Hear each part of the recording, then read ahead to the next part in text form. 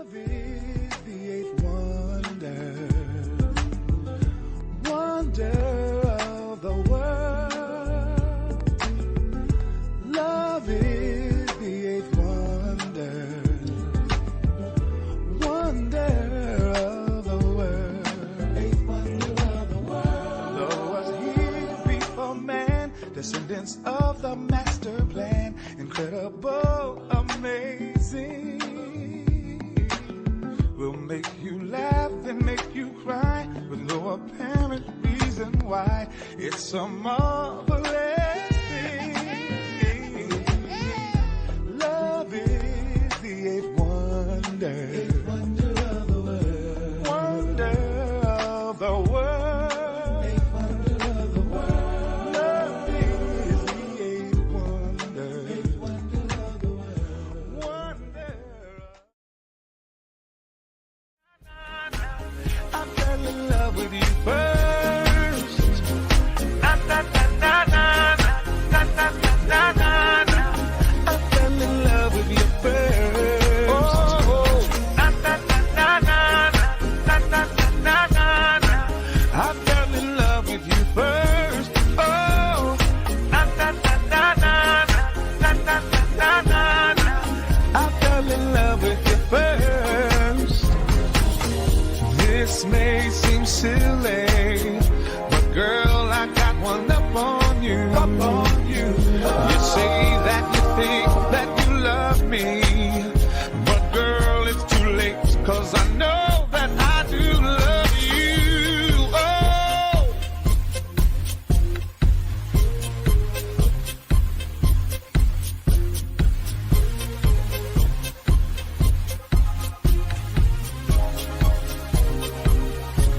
Oh, na na na na na na na na na. I fell in love with you first. Oh, na na na na na na. Welcome to Just Norwood.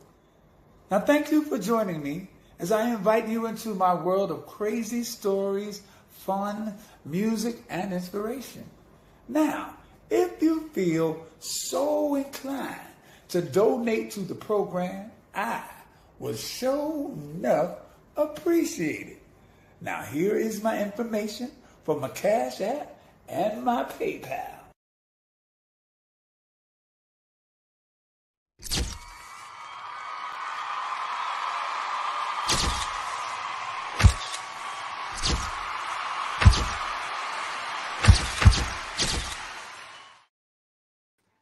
Hey, welcome on everyone. Welcome to another rendition of Just Norwood. Thank you so much for tuning in. Today's show is going to be a special one. So as you know, Just Norwood is generally a platform for me to discuss my life and my career over the past 40 years. Woo! I'm celebrating 40 years in show business all this year. And although it's normally a platform for basically my professional career, it's also a platform for, or it's becoming a platform for the past 40 years of things or individuals who have impacted the journey. And the people that I've invited tonight have no idea that they have. And I just wanted to take some time to introduce to you these people. And the first person I'm going to introduce you to is Tyesse Jackson. Tyesse is an amazing, amazing person. But I'm not going to tell you about it. I'm going to read about it, and you're going to meet him for yourself. So I'm going to tell you a little bit about him. Born on February the 2nd in Aquarian in Jackson, Mississippi, the youngest of 3 male siblings, Tyesse Jackson grew up in Pasadena, California. Tyesse had a very close relationship with his mom, who died when he was 19. Tyesse majored in film and television production whilst attending Los Angeles Community College. Tyesse's former life and lifestyle included being a participant in the adult sex industry and financial crimes. As a former drag performer, he also had a long-running drag review, which were fundraisers for the renowned Unity Fellowship Church.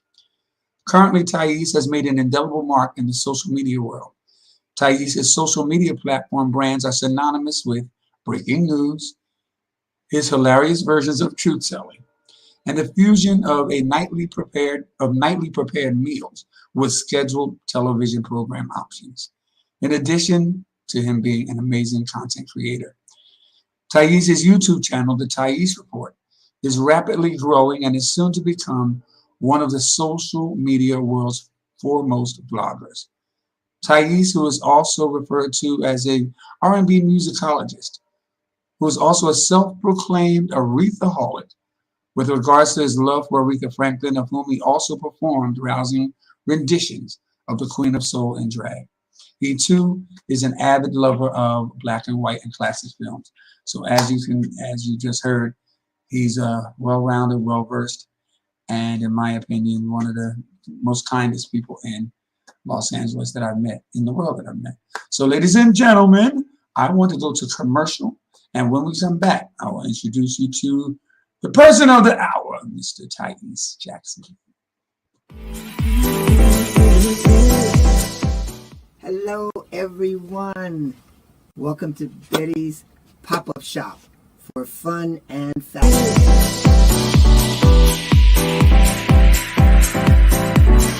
Telling me to dance, taking a chance.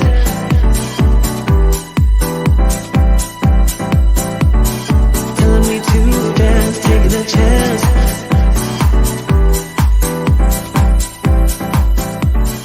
Telling me to dance, taking a chance. Hey everybody, it's your man Norwood, and I am so excited because this year I am celebrating 40 years in this crazy business of show. So please join me and follow me on TikTok as I take you down memory lane at crazy glimpses of 40 years in the entertainment business. Follow me on TikTok at Norwood Young. Hey, glad you're back. So what I want to do is start out telling you how I came to know Tyesse. But when I first moved to LA in the 90s, it was like 94, I think, prior to the earthquake. People had been telling me or asking me if I knew of a gentleman named Michael Lafayette, and no, I hadn't. But he lived in a prestigious black area of Los Angeles. I think Lafayette Square was the name. And Michael lived there, and everybody, for at least you know Michael, you didn't know Michael, blah, blah, blah. And I believe that it was at church, West Angeles Church of God in Christ, I was a member of at the time. I believe that's where I met Michael. I think that Michael came up to me and said, "Are you Norwood?" And whatever. So Michael invited me to his club. He said, "Oh, you got to come by my club." Now, mind you, I came from East Coast or wherever I was in the world. So I'm like, okay, I'm gonna go to the club. Now, mind you, I said Michael lived prestigious neighborhood, drove a Mercedes at the time before his Rolls Royce. So I just had expectations of this club. So the club turned out to be a bar, a dive bar, paneling on the walls, television up in the corner, pool table. But when I tell you, the energy in this place was so electric that it did not need one adjustment. It was magical, and the place was called The Study. So it was, and it was predominantly a gay place. He didn't tell me that didn't matter, but I'm like, okay, I'm going. So I'm going to support my new friend Michael, and we ended up becoming best friends, actually, very good friends, I should say. So I go in, and at the bar, there's this guy sitting next to, I don't know who he was sitting with, but this guy, he was just jovial, and just his energy was like, it was crazy. And I think that if there was a minute, 58 seconds was laughter. And I said, wow, I'd like to know this guy. He's just great. And as it turns out, I introduced myself because I needed to know. And it was Tyesse. Kat, show a picture of Tyesse at this bar so we can just get a hint. That was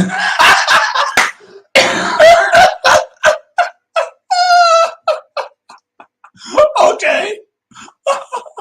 And that is the spirit of Tyesse. So I want to take the time right now to introduce you to Tyesse Jackson. Come on in, Tyesse.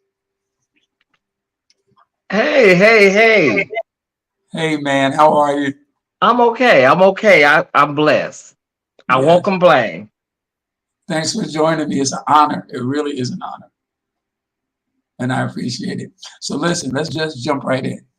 So when I met you, it was great. It was a great meeting. But I did not know at the time that you were a performer. So I don't know if it was the second or third time I went to the study and you were performing. And I think it was an Aretha Franklin song or a Jennifer Holiday song. It was one of the Probably other. Jennifer Holiday. And the thing is, I was so engrossed by your performance that I didn't put two and two together that it was you. And let me tell you this. This is because I traveled and whatever. I didn't hang out in the clubs. So you were my very first drag performance. I didn't know that. You popped my drag performance cherry, baby. It was you. Yes. I had no idea. Yes, it was you. And then when I saw that performance, I said, okay, I really have to know this guy for real.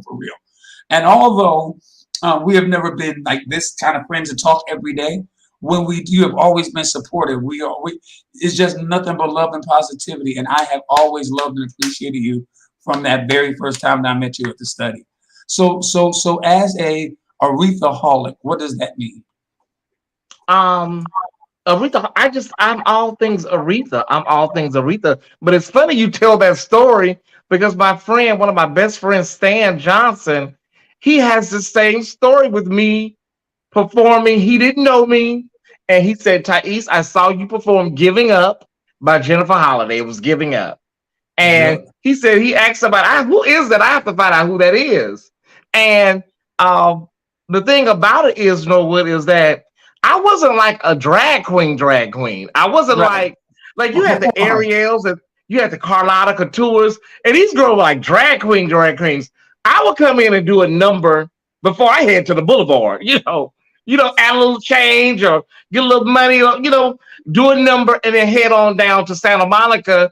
Well, go home, drop my bag off, then head on to Santa Monica. So drag wasn't like, for me, it wasn't like for the other girls, like my sister Ariel and Carlotta Couture, Miss Fila. Those girls were like drag queen, like performers. And don't get me wrong, I can perform, but it wasn't like, I wasn't, what's to say? I wasn't all the way in it. I was just having fun and living life. It wasn't like I was, trying to become a drag queen performer for the rest of my life. It was a moment in time, and I enjoyed it. But that's why it was so authentic, though, because of your love for performing. Kat, show that picture of Tyesse in his performance. I'm trying to see what y'all got. Okay. Oh yeah, that's the study. That's the OG study. That is before the remodel. Yeah, and you'll see, I had only been in there for the remodel maybe once because I went away. But the energy was different in the remodel for me that one time. You know what I mean? It's like it just felt like down home. I don't know how to explain it in the old study. That dye thing, it was rich. Once the remodel happened, the energy and everything that came with the old study, it was never the same. It was just, Michael was taking the advice of one of his friends, Carl Lewis, and they were trying to bring West Hollywood to East Hollywood, that ambiance. And, I just think that it was just the worst thing. We know sometimes an upgrade is needed in black gay nightclubs, but that was just a total overhaul of the aesthetic, because there were two things that were synonymous with the study, the old study: the fireplace and the jukebox, to the right by the door, and the pool table. Come on, man. Yeah, it was. Once it changed, it was never the same. Yeah, but Kat. All right, so Kat, The performance picture didn't come up for me, so I guess you guys saw it. So I didn't get to see it again. Thank you very much. Yeah, that's like That's my sister Ariel's mic stand. That's my sister Ariel's mic stand. But wait, we had props. The girls had props back in the day. Listen, me and my anal behind. I saw what I noticed was the television behind you with the 2 cords. Baby, listen. It was today. It would be a fire hazard. Honey. Everything would be shut down. But then we just didn't even think about stuff like that, though. But we weren't even thinking like.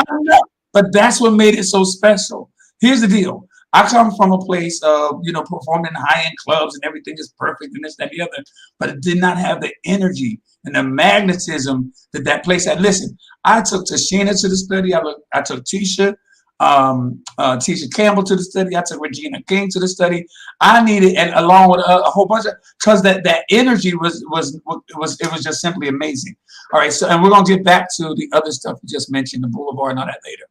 Tell me, going back to Aretha, who did you think did a better version in the biopic, J. Hud or Cynthia? I never finished Cynthia because there was something that happened in episode 1 or 2 that I didn't like, and I tuned out.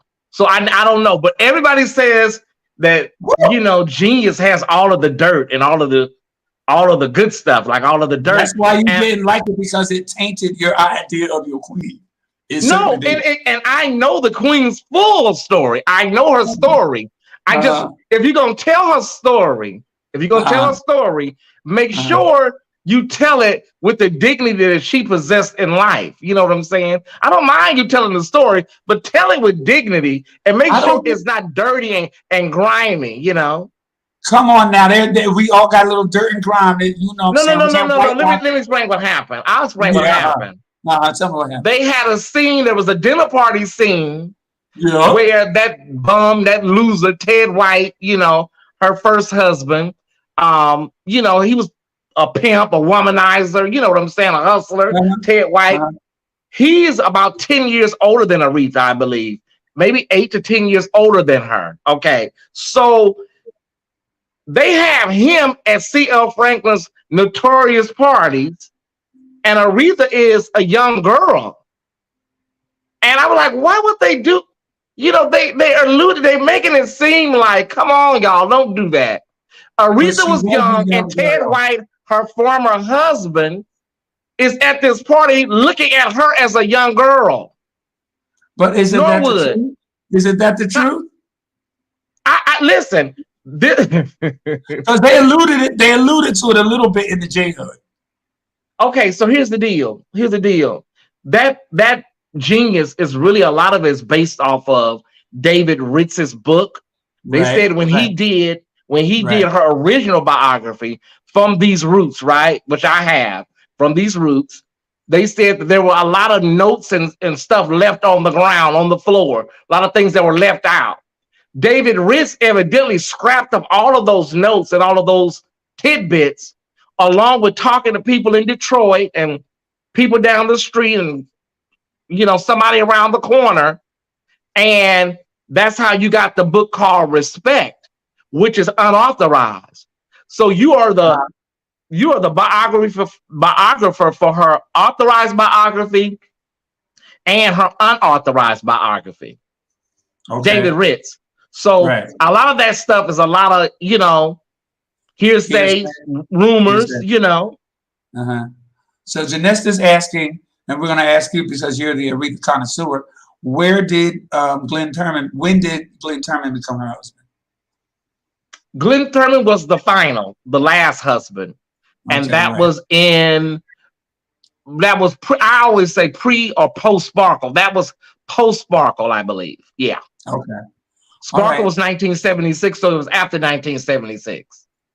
Okay. So, ladies and gentlemen, this is why Tyesse Jackson is an Aretha-holic, because he knows the stuff. But please do me a favor. Go back and watch the Cynthia Erivo and let's talk about it another time. It's okay. I don't have a problem. I know Aretha's story. I don't have a problem with it. But if you're going to tell it, don't watching it. If you're going to tell it, don't add nothing to it to make it worse than it was. That's where we got a problem. You can Don't go add home. nothing to it to make it worse than it really is. That's all I'm saying. Don't dramatize the queen. All right, we're gonna leave that one alone. Y'all see it. I won't have no guests if I have to stay on this any longer.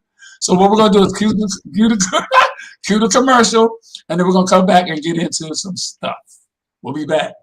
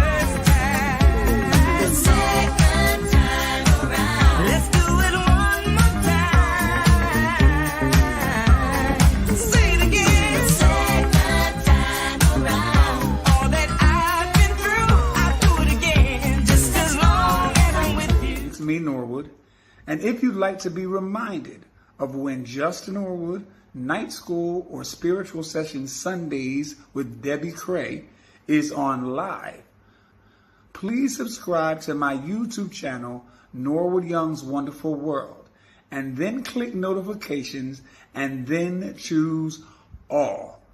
Whew, I know it's a lot, but that's what we got to do. See you then. Okay, we're back. So so a lot of I don't want anyone to think I'm ignoring your comments. I'm really not. I just have a lot to cover with Tyesse and later on with Jamaica and Tyesse. So I'm definitely not ignoring your comments. Tyesse, you have loads of comments that are coming in.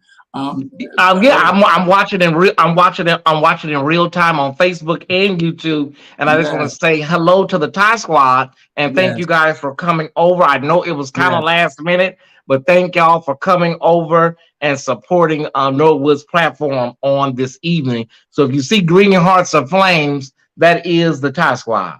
I love the Thai squad, and being in Bangkok is hard to keep up with the regularity of it.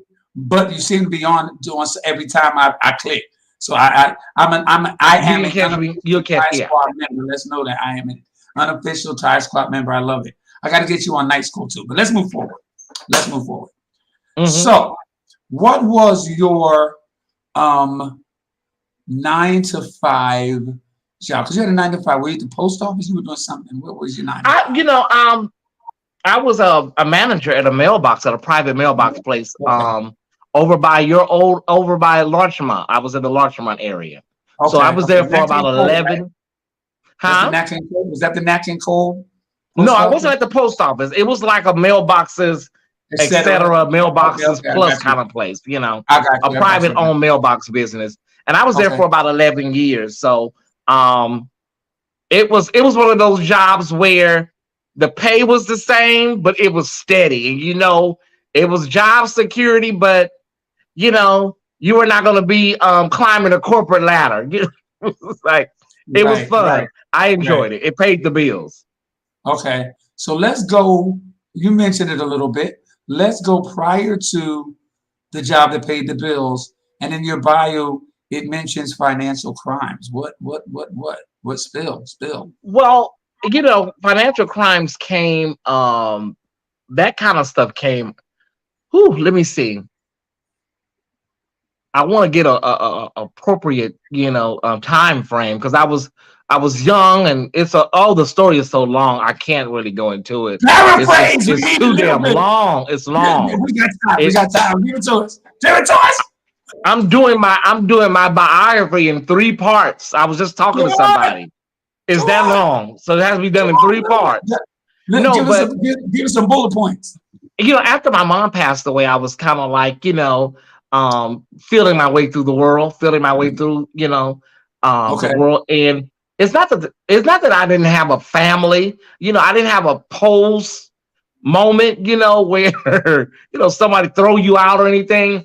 It's just that you're out there figuring it out and the family unit that I was in was not conducive with what I had going on. It was just not. It just wasn't just a place for me to grow and nurture and thrive. It was nobody did anything to me. Let me get that clear. There was no molestation. Nobody mistreated me. I've had some people do some things that are ugly, you know, family wise, but I think we all had issues with family here or there, but it was nothing that was, you know, horrific or anything like that. So after my mom died, I was hooked up with some people that lived in our apartment building, and I didn't know it at the time, but these ladies were legendary boosters. You know, they were like boosters. And I heard about the ladies of the 70s, you know, the girls of the 70s that could tuck and fold. I heard about all that stuff, but I'm 19, 20. I don't know about. Wait. What is tuck and fold? What is that? Oh, you know, tuck and fold, like if you fold some clothes and then you tuck it in your, you know, your blouse, and some people could tuck okay. Some people could tuck like 8 items, you know, but I didn't know, you know. I'm 19, and when you're vulnerable and you're not even grieving the loss of your mother, anybody that comes along and there's like some type of family unit, right, you're going to be drawn to that. And, you know, that was the wrong group of people for me to be involved with. Okay.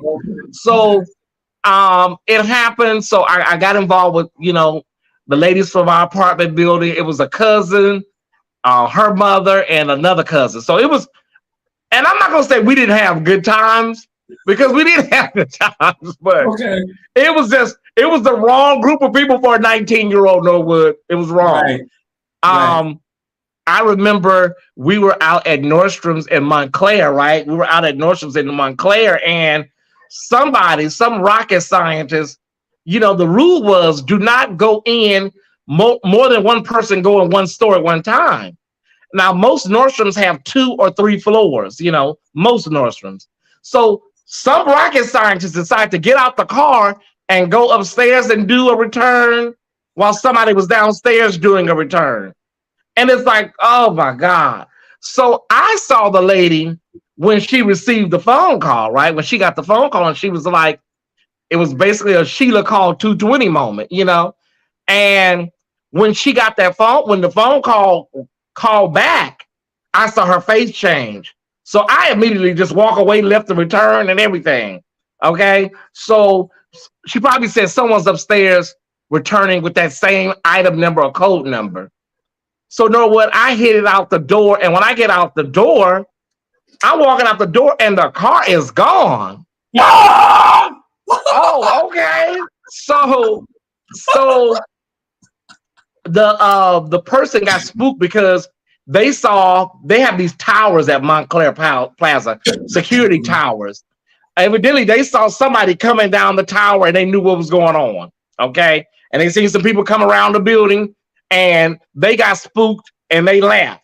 So here I am at the door looking like Sally Field and Sybil, like, you know, and trying to figure out what's going on. And I just started walking. I had to hide under the 10 freeway. There was an underpass. I had to hide underneath there, Norwood. Oh my God, it was horrible. And then there were no cell phones. So you didn't have, this is like 96, somewhere in there. Well, no, it's not 96. My mother was still living. So this is 93, 94. I take that back. 93, 94. So I'm hiding on the bridge, and now I hear the helicopters. I said, oh my God. Oh my God. Here come the helicopters. So when everything died down, when everything cleared up, I walked to like a CVS. I used the payphone. I called my mother, and she told me to get in a taxi, and she paid for that taxi from Montclair to Pasadena. And I explained to her what happened, and she told me, you know, you know these people in this building, honey. You know they're crafty. So why, you know? She talked to me, but there was no judgment. There was no, you know, it was just classic Black mother giving you the love that you needed and a little scolding at the same time. And I got away, you know, but the situation was it didn't teach me anything because I got away. So so when you fast forward now, let's fast forward over a couple of years of incidents. Now I'm in the gay community, right? So I'm in the gay community, and the gay community, honey, is like, it's like the ladies I left in Pasadena, but it's like 10 times like, oh my God, these girls are not boosting. They're out here with whole U-Haul trucks full of stuff. So I went from bad to worse, Norwood. It was like, wow.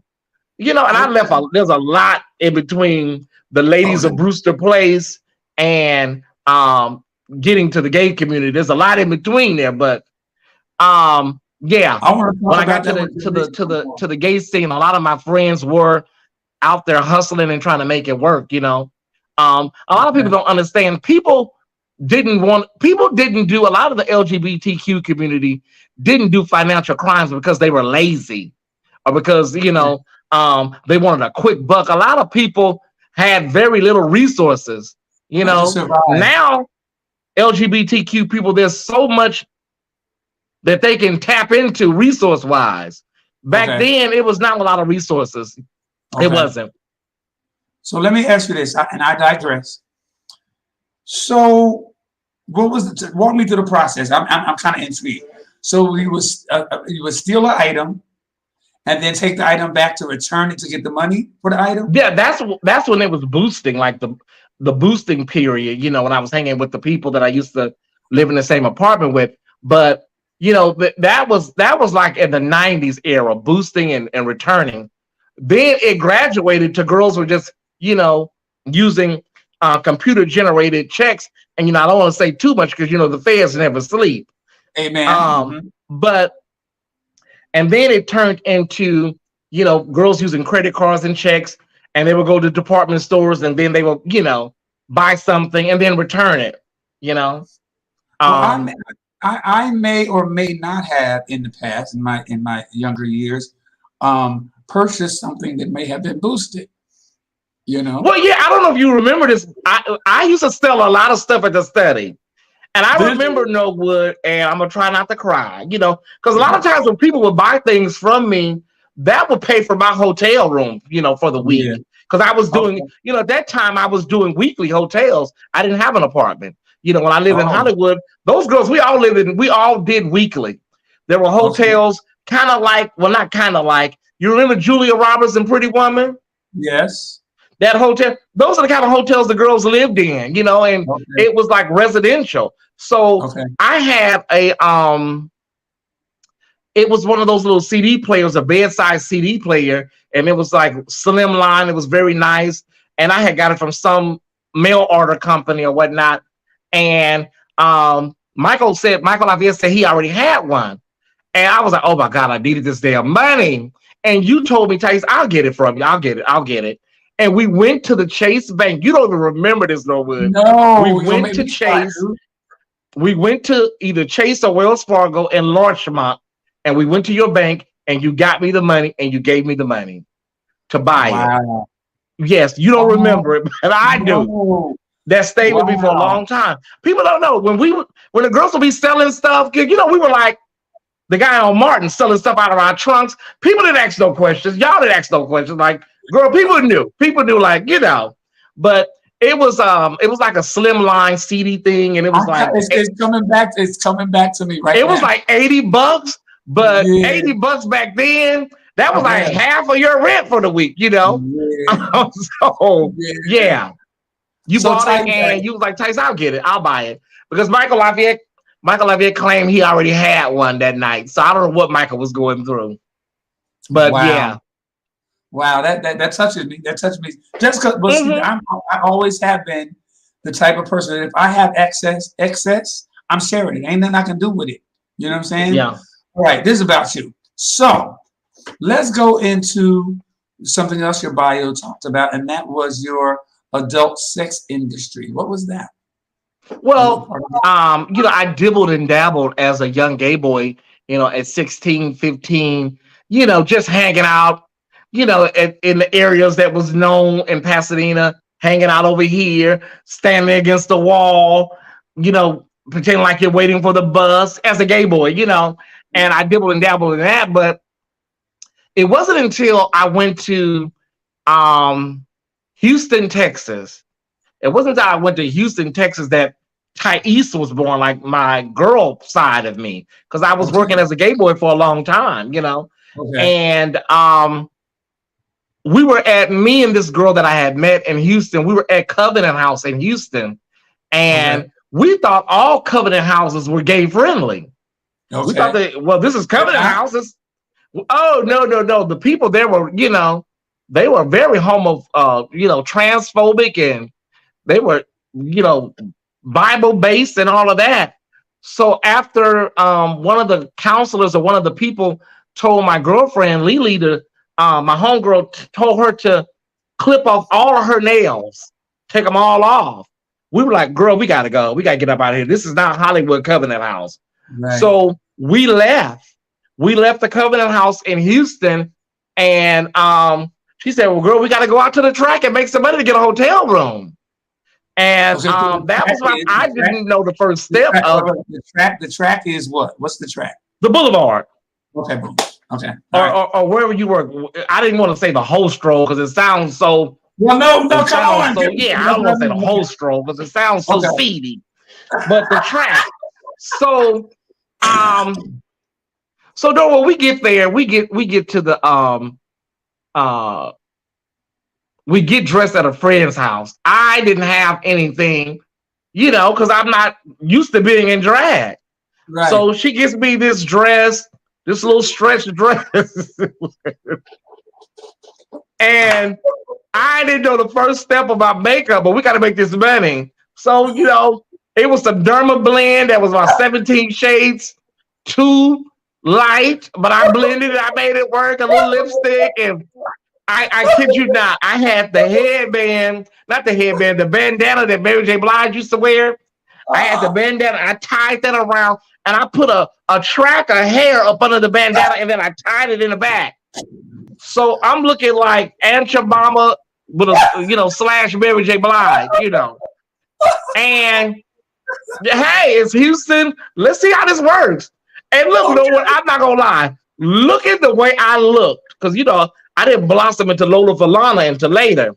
But look at the way I looked that night. I cleaned house. I did. I swear. I was like, wow, this is interesting. So looking like Aunt Jemima, Mary J. Blige, I cleaned house in Houston right there on Westheimer and Maine. So I don't know why the Top Squad is laughing. They are tickle pink. Cracking up because you're crazy, but go ahead. Okay, so I wound up leaving Houston in January of '96 and coming back to LA. And that's when I met a lot of my lifelong friends. Some of them were, but when I came back to Hollywood, I didn't know about Hollywood. I didn't know. I was staying with my aunt, and she had a lot of issues. Now we know she was suffering from paranoid schizophrenia. At the time, you know, the family just always thought she was just, you know, they were always, in the Black family, everybody just labels everybody a witch, you know, and the Southern pathology. Oh, she's just a witch. Ain't nothing wrong with her, you know. But I stayed with her for a while, and I was like, I can't do this, honey. I got to go. So I wound up leaving her house and going to Hollywood one night, and I had no idea where I was going once I got there. So I got off the bus at Hollywood in Cahuenga. I know you know the area very well. You know, there's the old Greyhound bus station is on that street, and Popeyes, and you know a lot of boutiques. So I got off on Hollywood in Cahuenga and just started walking south. I didn't know where I was going. So I started walking south on Cahuenga. So I stopped when I got to Santa Monica and Cahuenga. It was a car wash. And Santa Monica, and I'm a gay boy now. Mind you, I left Aunt Jemima Mary J. Blige in Houston. So I'm back to being a gay boy now, right? So I get to Santa Monica and Cahuenga, and there's a girl there. Her name is Lily, and this gay boy. And hold on. Okay. I've been dealing with allergies all week. Okay. So there's a gay boy there named Juan, and a queen named Lily. And I'm sure they were like, who is this bitch? You know, who is she? You know, we already got this corner locked down. Here comes somebody else, a third wheel, you know. And they were kind of cold in the beginning. And then me and Lily, we became good friends. The gay boy one, he never warmed up to me. Even when he would see me in jail, it was kind of like a shady, hey girl, you know. But me and Lily, we became good friends. And eventually, you know, to be honest and be candid with you, Norwood, working as a gay boy in Hollywood, you have to be two things.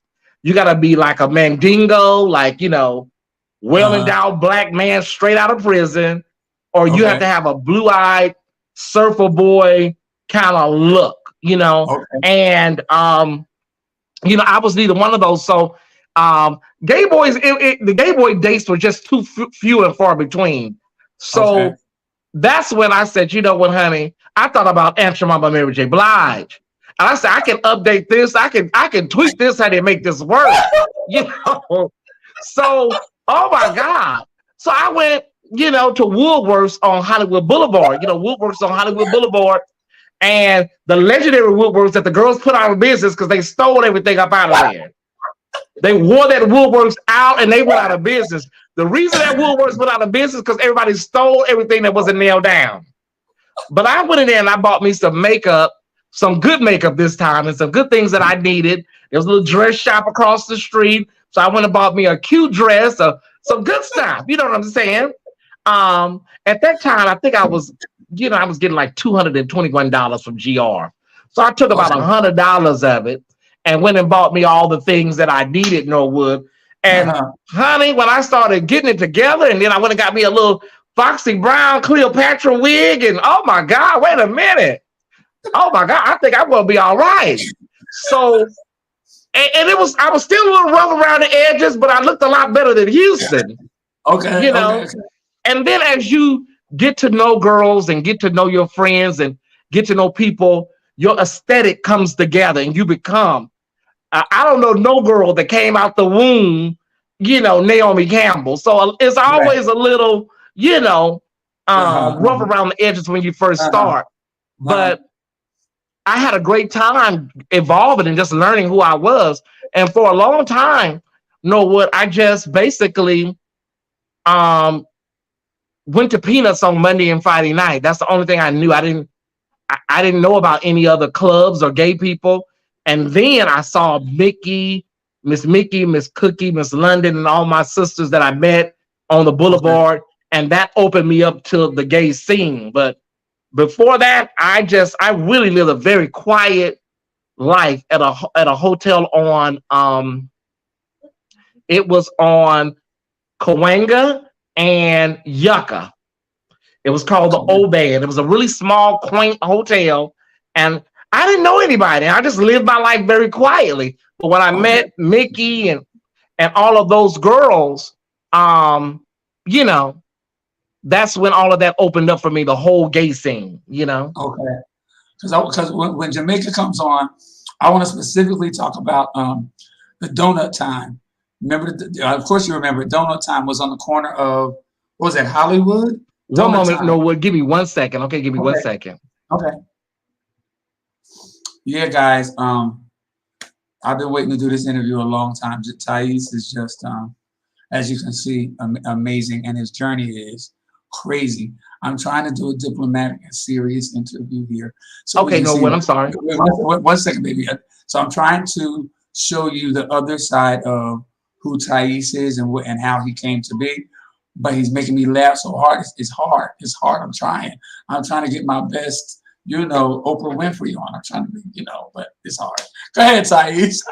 Oh, yeah. So, you know, and then, you know, when you meet people, you meet another person. You don't know when you meet this person, when you meet Regina King, then you meet Kim Whitley. When you meet Kim Whitley, then you meet Loretta Devine. So it was like one of those situations where you just kept meeting people and your life just begins in the gay community. And, that, you know, I had good times. I've had bad times in the community, but all together, it was just a journey that I appreciate. And, I wouldn't take it back, you know.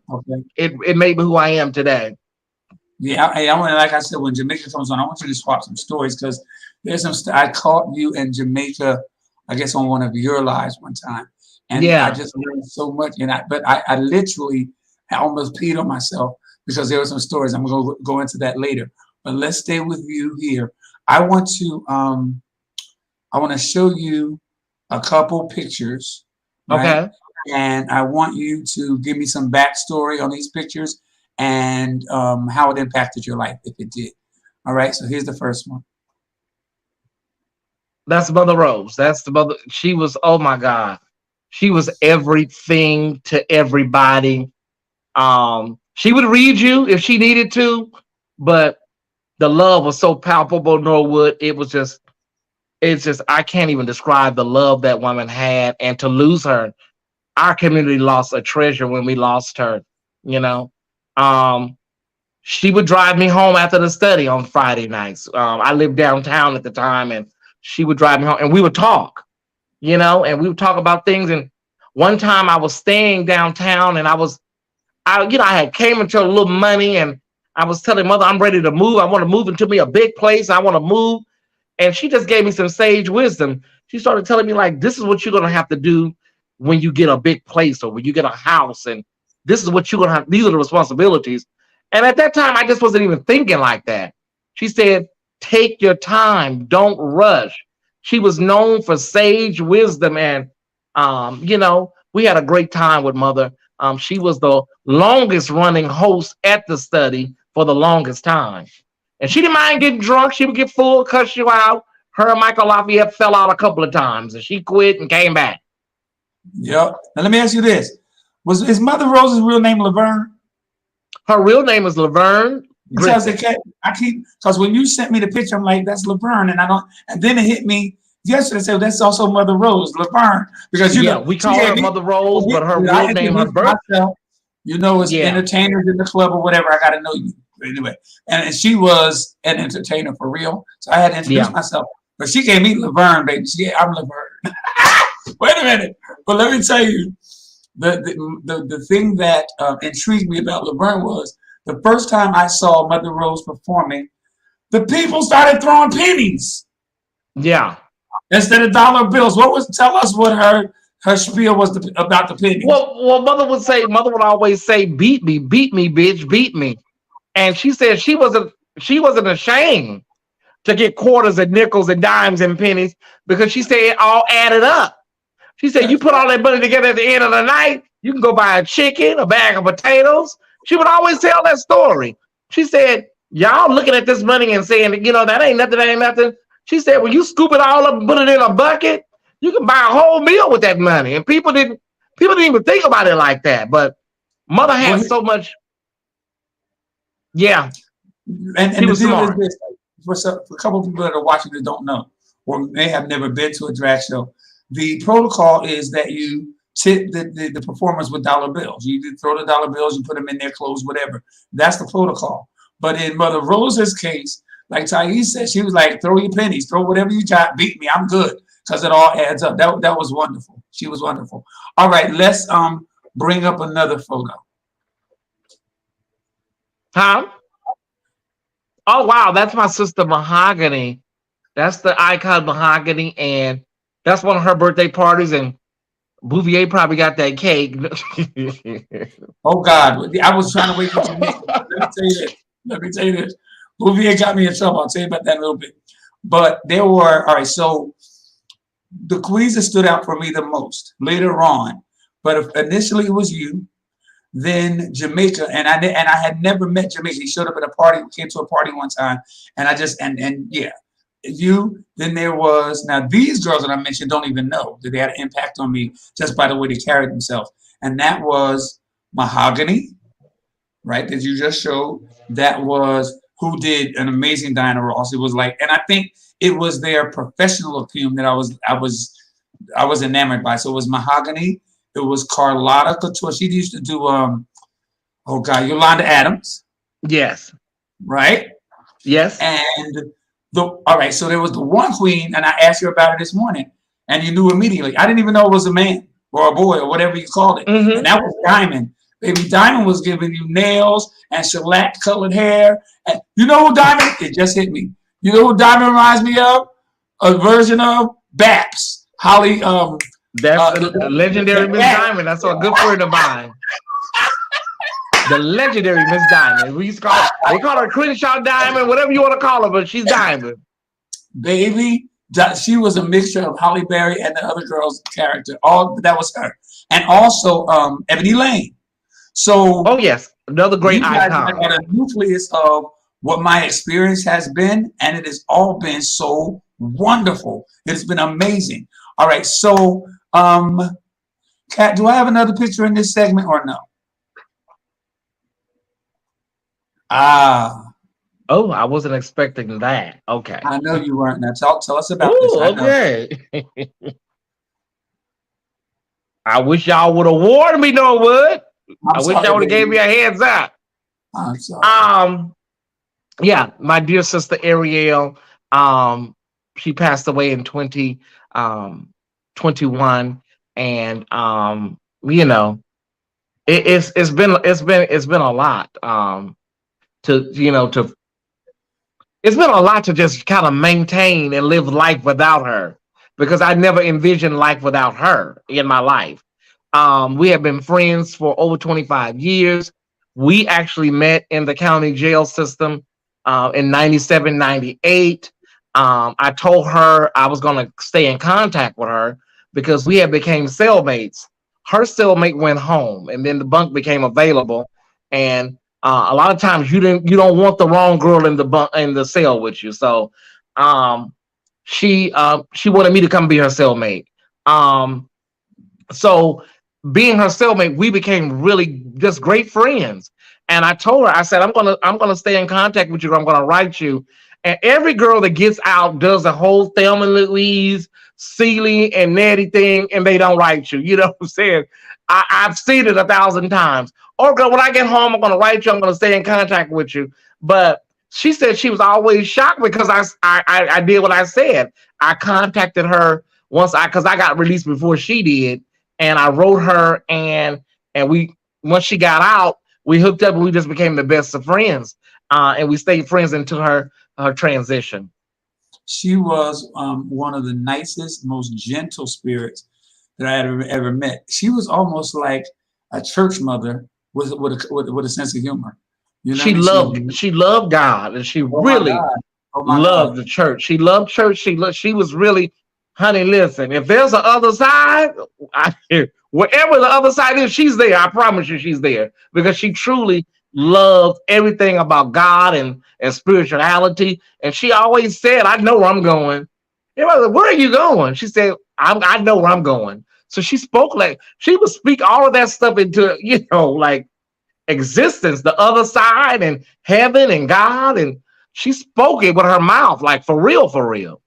Well, you know, it was devastating for me because I had just spoken to her, of course, online or whatever. And I always encouraging words, and likewise, a couple of weeks prior to her having COVID. And the next thing I knew, I saw your post. It devastated me. I was like, what the hell? Hey, Kat, go back to, something just dawned on me.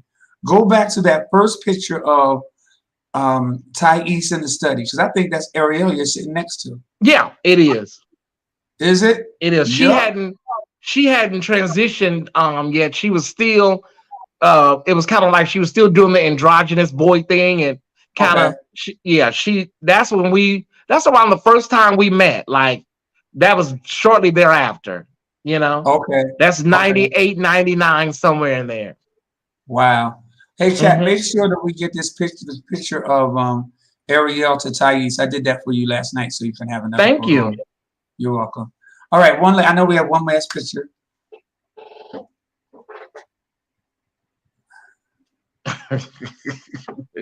Norwood, y'all got to do better prep and prep people, y'all.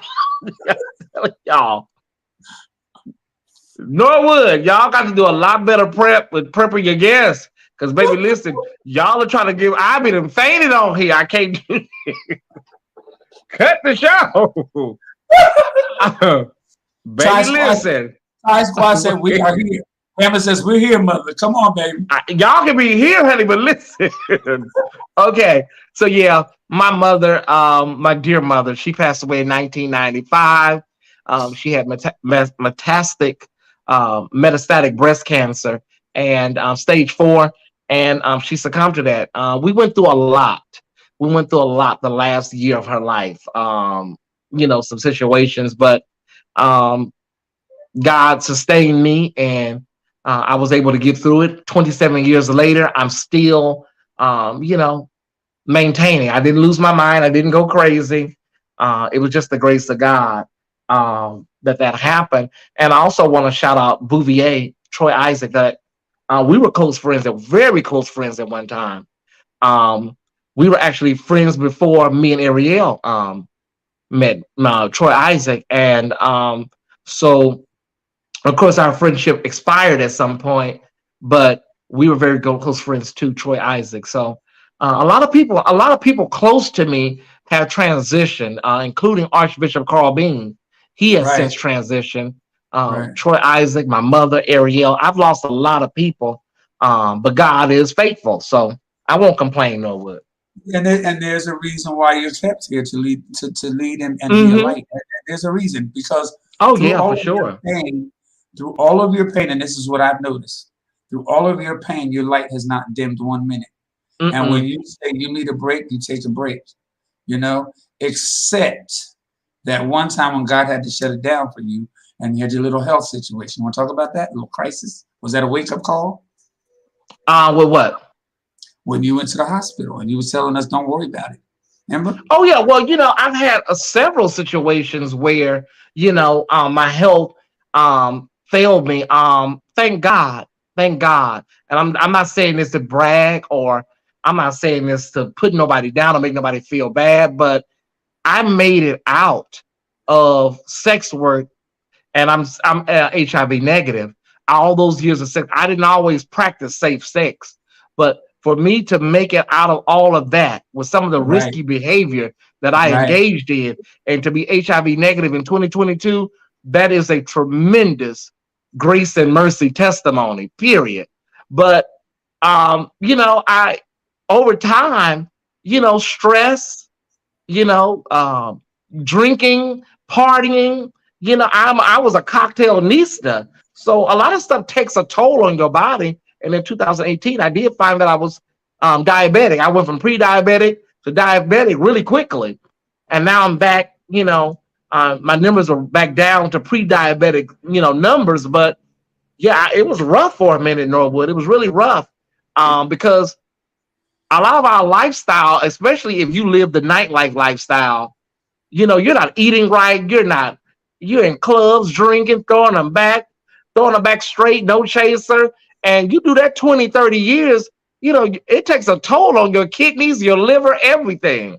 So it takes you a minute just to get back in the loop again, with your health when you stop. So I stopped drinking. I do drink wine, but alcohol, I can't do alcohol at all anymore. Well, and I tell anybody, if I can stop cold turkey, anybody can. Well, listen, I have to be very transparent and say that when I tune into the Tyesse report and you have some wine and you say what you drinking that particular night, those were the days, baby. They were funny as crap. Well, I tell people, and I used to tell people all the time, because people thought, like Jennifer Holliday, when Jennifer Holliday lost weight, they thought she was not going to be able to sing like she did. And I told people that, the alcohol, it enhances my talent, but it's not my talent. You know what I'm saying? But it's a different kind of enhancement.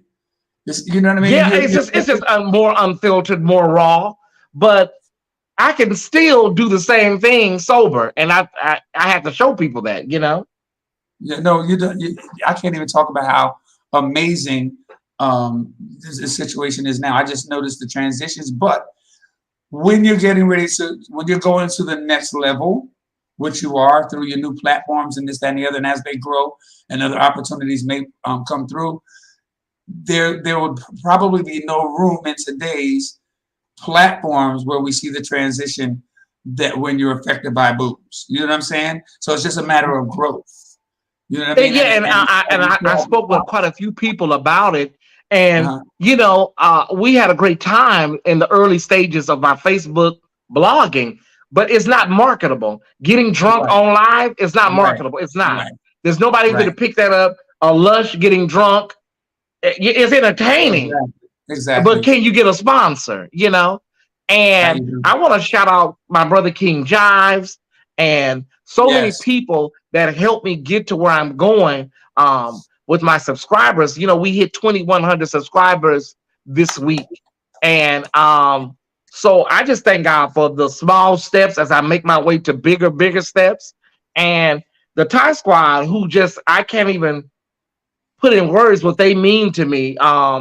And Dante was talking last night about something. Dante Morrison, he has a show too, and he was talking. He asked a question. He was on with this guy named Larry Ulrich, Already, I and saw that. yeah, they were talking, and the question was, "How many people from your circle support your platform?" And I told him, I said, "I'll be honest with you. Can I be honest? I would say about 95% of my followers are people I have never met. I don't know.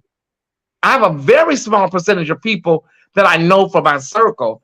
And they broke that down. They were talking about that. It's really deep, Norwood. You will be surprised how many people know that you have a platform, know that you have a lot going on and won't come by and support you. All right, hold on. Let me interject here. Now let's be transparent for the people. I am Norwood Young. Been doing this for 40 years. Right? Mm-hmm. I had to contact you. Well, I'll tell it. I contacted Tyesse and I said, I have these various platforms, got fan bases, this, that, and the other. Hi, Ivan, and the whole nine.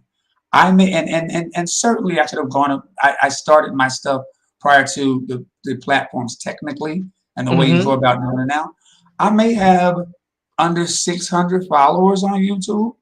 Yeah. So I totally get the lack of support. And I have to go on record saying the Thai squad is probably the condensed version of the Bay High. They support you. They love you.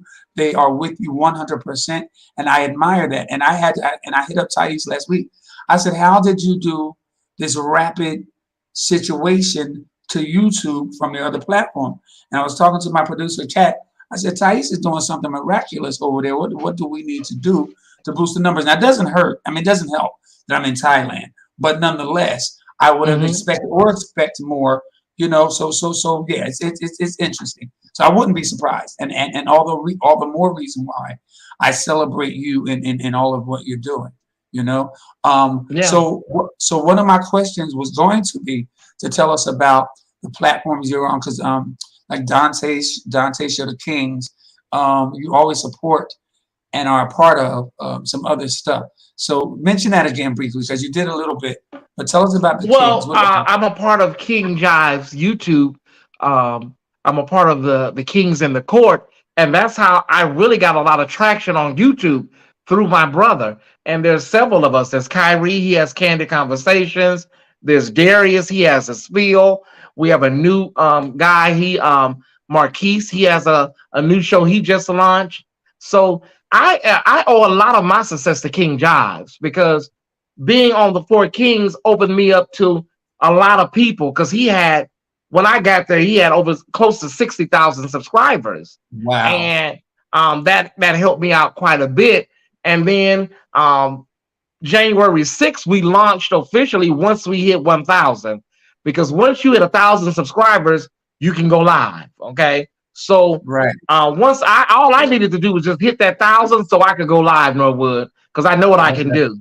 And in less than 3 months now, 4 months and some change, we have doubled the threshold. Now we're at 2,000, close to 2,200. So yeah. do you mind if I beg your Thai squad to kind of follow me, please? Subscribe. No, I've already told them to like and subscribe and share. Please, Thai squad, go now and subscribe. Subscribe. Subscribe. This is without my Botox. Look. Somebody help me.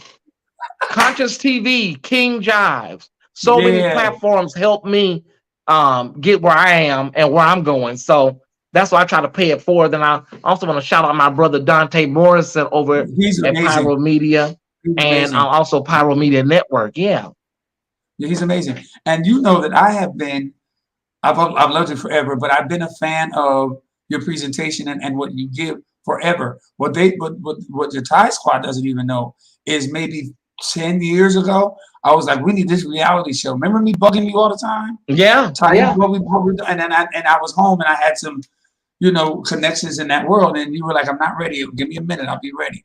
So yes. All right. So let's, thank you so Deb. Like, share, and subscribe. Yes. Please, Thai Squad, and tell a friend. Please. All right. So let's talk about this briefly, and then we're gonna bring Jamaica on. You posted something that you and I did not discuss, and that was someone to take over your apartment for a few months while you go to Atlanta. What's this? Yeah, I want to move to Atlanta, but I don't want to leave my apartment. I have a really great apartment. I've been in 14 years, Right. so it's been lived in. But Okay. I want to go to Atlanta for a few months, and I want to sublet my apartment while I'm there.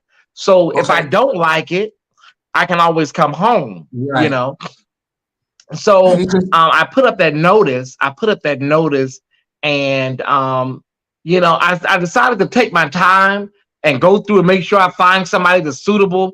Because you just can't let anybody come in your house and take over your lease. You gotta let God. God will work it out for you. Oh, so I decided to pump my brakes and just take my time. So I may be dipping back into that sometime around June. Okay. June. Have you considered Airbnb? Huh?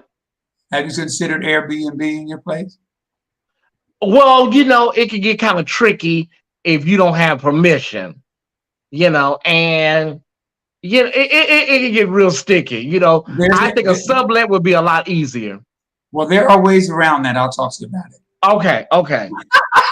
I know you will. I'll talk to you about it. All right. So let's go to commercial, and then we'll bring Jamaica on. Anything else you want to say, Ty? No, yeah, I'm looking forward to going to Atlanta. I have a friend, Michaud, a virtual friend, Michaud, and I'm looking forward to hanging out with him and so many other of our LA transports that are already in Atlanta. So Right. looking forward to just spending some time there. And if I like it, I'll stay, Okay. If not, I'll come home. Yeah, you just gotta be obedient to the journey. Your heart will tell you. Yeah. All right, so we're gonna go into commercial, and when we come back, we'll bring Jamaica on with Tyesse. Oh God, Thai Squad, please go click like so that the likes match the amount of people that are watching. So make sure you go right now during the break and click like so the likes match the amount of people that are watching. Very important. What he said. Barnes Music City Soul Food, Nashville's premier soul food experience. Barbecue, fried or baked chicken, oxtails, turkey wings, meatloaf, chicken wings, pork or turkey chops, rotisserie chicken, fried fish, mac and cheese, greens and yams, an assortment of vegetables for the vegan in you, cakes and pies. Outdoor dining available. Barnes Music City Soul Food, Knowlesville Road and Old Hippie Boulevard. Call 615-429-7836 or barnesmusiccitysoulfood.com. Hey, this is your man Norwood, and I have gone global. Please follow me on all my social media platforms. Now, if you'd like to see new and upcoming or previous shows of Just Norwood, Night School, or Spiritual Sessions Sundays with Debbie Cray, please subscribe to my YouTube page, Norwood Young's Wonderful World. And also, please follow me on Facebook and Instagram. Now, I'm really happy to be celebrating 40 years in show business. And if you'd like to catch a glimpse of those 40 years, please follow me on TikTok. I guarantee it's going to be a lot of fun. Yay. Yeah. So I've been noticing in the comments that you guys that are liking and sharing and subscribing. Thank you so much. I cannot tell you how much I appreciate it, especially coming from my dude Tyesse. I mean, it means a lot to me. It really does. Hoping that you'll not only this show, but check out Night School, which is crazy, and I'm going to really try to talk Jamaica and Tyesse into joining Night School. It's just a platform of 5 adults who have different opinions, strong-minded, and just a place for them on Mondays and Fridays. So right now, I want to bring in another Los Angeles icon who I respect and love dearly. His name is Jamaica Detour. Jamaica, where are you? Hi, Ty. Hey, Hey, baby. How you good to doing? see you. Hi, Norwood. Hi, Jamaica. So, Jamaica, do you have a corny joke before we start so we get it over with? Let me think. Oh, shit. Yes, I do. Okay, what's your corny joke? Uh-oh, here we go. Why couldn't the skeleton get a prom date? Why didn't Why? Skeleton get... He didn't have the guts to ask nobody. You know what? I can't do this. oh, you missed it last week, Tyesse. He said, Oh, Tyesse. I said, Tyesse. All right, so wait a minute. I gotta make an announcement for some of my Christian people. From this point on, parental discretion is advised because these two together, woo-hoo, yeah. Oh, that's so tired. That's what I had to do for night So school, tired. Tyesse, because he cuts up. He cuts up. All right, so yeah, you do. Say, hey, Jamaica, tell your knock joke, but tell it to Tyesse. I'm not falling for it this time. Tell it to Tyesse. You never watched Tyesse's Live After Dark? Yes, I have. Yes, I have, and he would have a parental discretion advised sticker too. I do a parental discretion. Yeah, I sure do. Woo! But I'm learning that all of them people that be watching, them people be talking about they saved and sanctified. They watch on Thursday nights. Well, of course, but he's all right. So my platforms, I have to give them a warning. They are used to PG. They are used to PG with me. They don't know that R and X rated. So when y'all come on, y'all just throw me under the bus. So I have to put a warning on there. All right. Okay. So listen, hey Jamaica, do the knock joke with Tyesse, not me. Go ahead, Ty. Go ahead. So Tyesse, I said, knock knock. And who's there? He said, who's there? I said, Candace. He said, Candace who? And Candace, I said, who? Can this pussy get any better? All right. Boom, boom. Wait, Tyesse, when you be on your live, this is the best part. When somebody types something and you do like this. Well, okay. Well, okay. All right, listen, we got two. Wait, I got a story. Tyesse, okay. What you said was so fucking hilarious about Nordstrom's. Oh, yeah. So let me give you mine right quick. Just the funny parts because it's kind of long. So I'm working for John Singleton. We're doing Too Fast, Too Furious. And I'm housed at Universal. I'm not a Universal employee, but I work for John, so I have an office there. So one day I was at the trusty fax machine in my department, and somebody sent over a sheet of paper. It was supposed to go to travel accounting, but it came to my department. On the piece of paper, it had every CEO at Universal with the Universal address, with the corporate American Express number, card number, and expiration date. And instead of them saying Norwood Young is no longer an employee, take him off, they've sent over the sheet with everybody who had one and circled Norwood Young's name. I said, oh, this will be worth something to the crafty girls. So I called the crafty girl, who we all three of us know him. Okay. Okay. He gets this said piece of paper, right? And he does his thing. He give me what I want: the vacuum cleaner, the microwave, and a DVD player, stereo system, Bose, sound, surround, all that. He gave me everything I asked for. So one night I am at work. This is about 9 months later. I am sitting down, And Miss Mama, somebody comes and taps me on the shoulder and said, "Are you Jamaica?" I said, "Yes." He said, "You have a meeting on the 28th floor?" I said, "I didn't even know we had 28 floors in this building." Okay. He said, so I turned back around. He said, you need to come in. I'm following him. He said, "You may need to grab your purse." So I go back and get my little book bag. I'm hauling it up there. And when I open up the conference room door, it is 2 officers, 6 undercovers, 2 FBI agents, the bitch with the keys to the door, the janitor, the bitch that built the building. Everybody's in this room. I sit down, and they're very nice and straight to the point. "Listen, we want to run this by you, and we don't have all motherfucking day." That's exactly how he talked to me. "We don't have all motherfucking day to play with you." So I'm not nervous because I don't do no wrong. I'm working. I'm making money. I ain't never wrote a check. I ain't never done none of the shit that the other girls do. I bought some shit half price, but I never participated in it. I wasn't going in and out of jail like the young girls was back in the 90s and the early 2000s. That just wasn't me. I always had a good 9-to-5 job. So he said, he opens up this book and he goes, "Do you know any of these people?"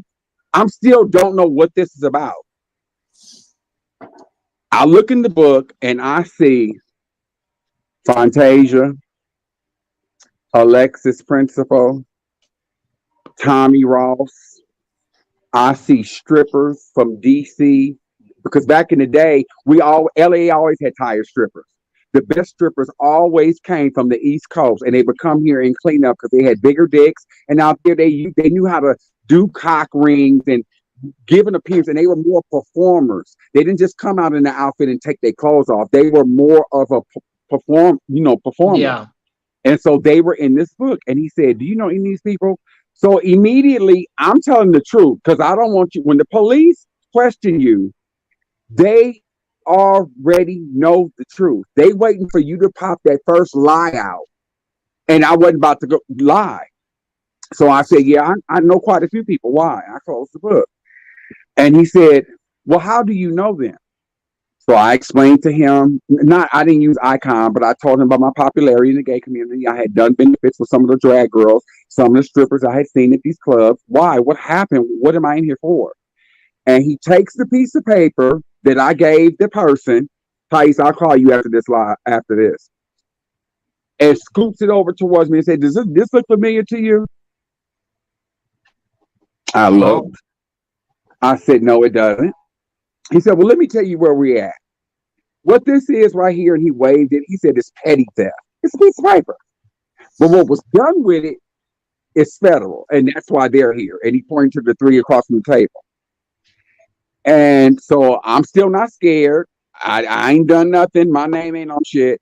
So I go back. They let me out. They told me I couldn't return to the building. I immediately called John Singleton and say, "Hey, I've had a police matter. I'll talk to you about it later, but they don't want me on the premises." He said, "Well, go home and tell me later. You got an office at your house?" I said, "Okay, cool. Long as you know I'm not on the lot." I come home. I get on the Motorola flip phone, and I call the person and say, "Bitch, the police just left my job. What is the tea?" This lazy bitch, Tyesse, did an airline ticket. And back in the day, Norwood, when you used to do airline tickets, you usually get the person's name, make the reservation the night before they leave, one way. You do the reservation, you get your 6-digit confirmation number, and you pay for it with that credit card because they are about to leave. And when they're ready to come back, you do the return. And you make up the email address and the phone number. This bitch got lazy, and somebody wanted to fly, and he got lazy and said, "Make your reservation and just give me the 6-digit confirmation number." And mama wanted all her Sky Miles number information. So she wanted her miles. So she gave her number, and she gave her email address, and she gave all the information. When it came back, the choo-choo train started. Now here's where it get good. Bitch, remember when you said you was hiding under the 10 freeway? Yeah. I called the person with the piece of paper. By the time I called my house, SWAT was at my house waiting on me with a helicopter on top of my building on Washington and Cochran. They don't play. They don't play. They don't play at all. Wow. And after that, I call him and I say, come, he's panicking on the phone because the police done came to me. And he has me meet him at the Catch One on the street, right outside, broad daylight. I'm scared the phone is tapped. We out there talking. I have to go pee. Jules' room is closed. It's broad daylight. It's 2:00 in the afternoon. So I go in the back of Jules' room to pee. When I come back from the parking lot, the police got him face down on the ground. You know what I did? Ran in the back of the building for somewhere to hide, and God opened the door, bitch. When I tell you I hid in that air conditioning vent for 6 hours, for 6 hours.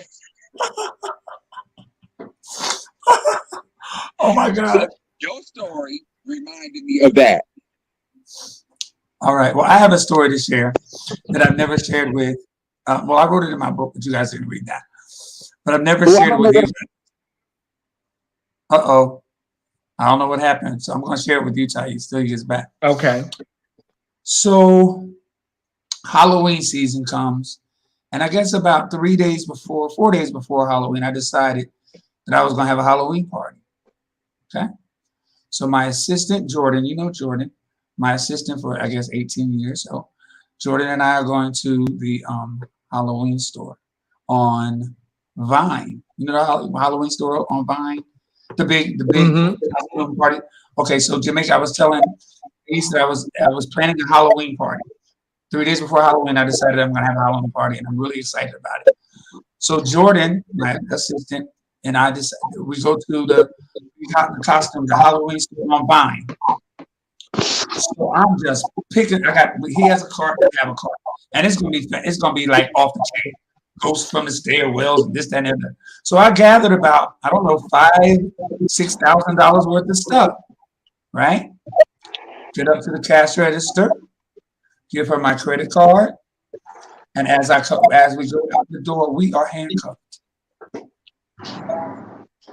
We are sat on the curb of the Halloween store for like 40 minutes. They even said anything to me. Now, at this point, Jordan just told me this morning, I forgot. I started hyperventilating, asking the cops for some ice because I was like, what is going on? As it turns out, once we got to the police station, now we're 6 hours in because they're questioning me, asking me for all my information. I said, listen, I live over here. And in turn, it made matters worse. It made matters worse that I'm in a Bentley it made matters even worse. So I'm thinking it's going to help me. So 6 hours in, they come to me. Now, mind you, I'm not worried about the fact that I have on handcuffs. I'm worried about my party and pulling my party off. So 6 hours later, they come to me and they said, Mr. Young, we're really, really sorry. It's a case of mistaken identities.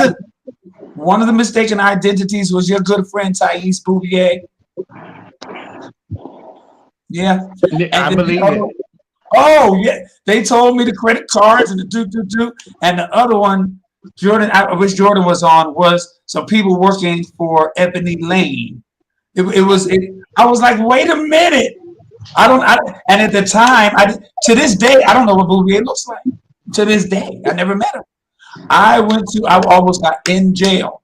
I was like, well, wait a minute. Before, do you remember before Bouvier, hands down, and like Tyesse, our friendship had expired for personal reasons. I don't want to go into that. God bless his soul.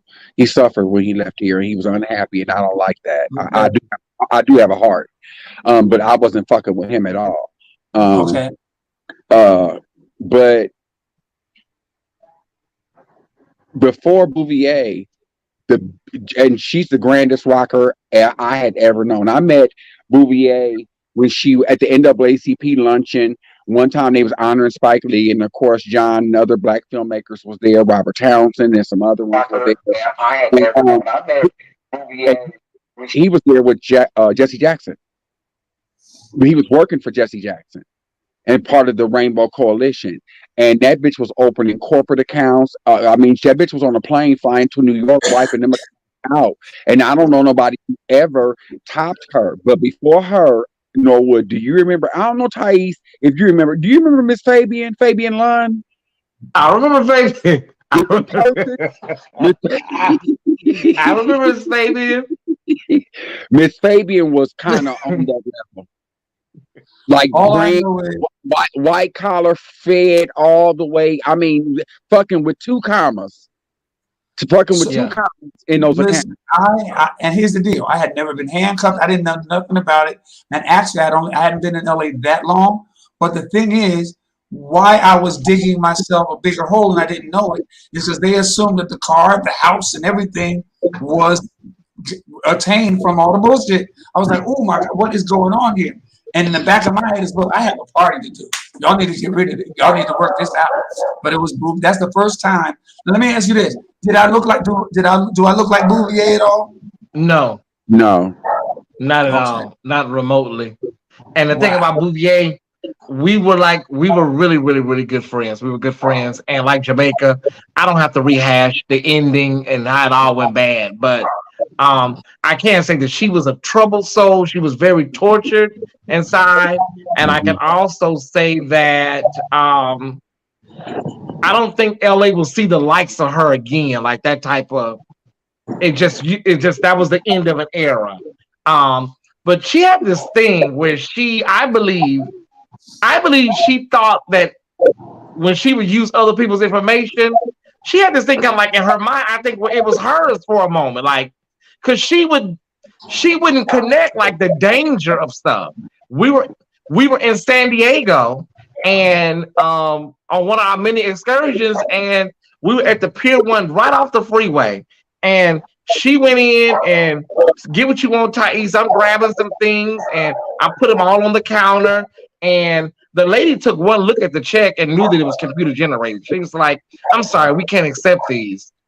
And because back then laser printers were very in, like the laser printer, you could print your own checks, and they had a company called Current at the time, Jamaica. You remember Current, where you could order your checks and put mini mounts on it and all that stuff. So a lot of girls got away with that because of the check printing companies, So the lady looked at the check and said, I'm sorry, sir, we can't accept this. Bouvier commits to arguing with the lady at the Pier 1, like, why can't you accept it? I'm like, girl, first of all, I don't know how to drive, but I'm going to learn today, okay? I don't know how to drive, but I will learn today.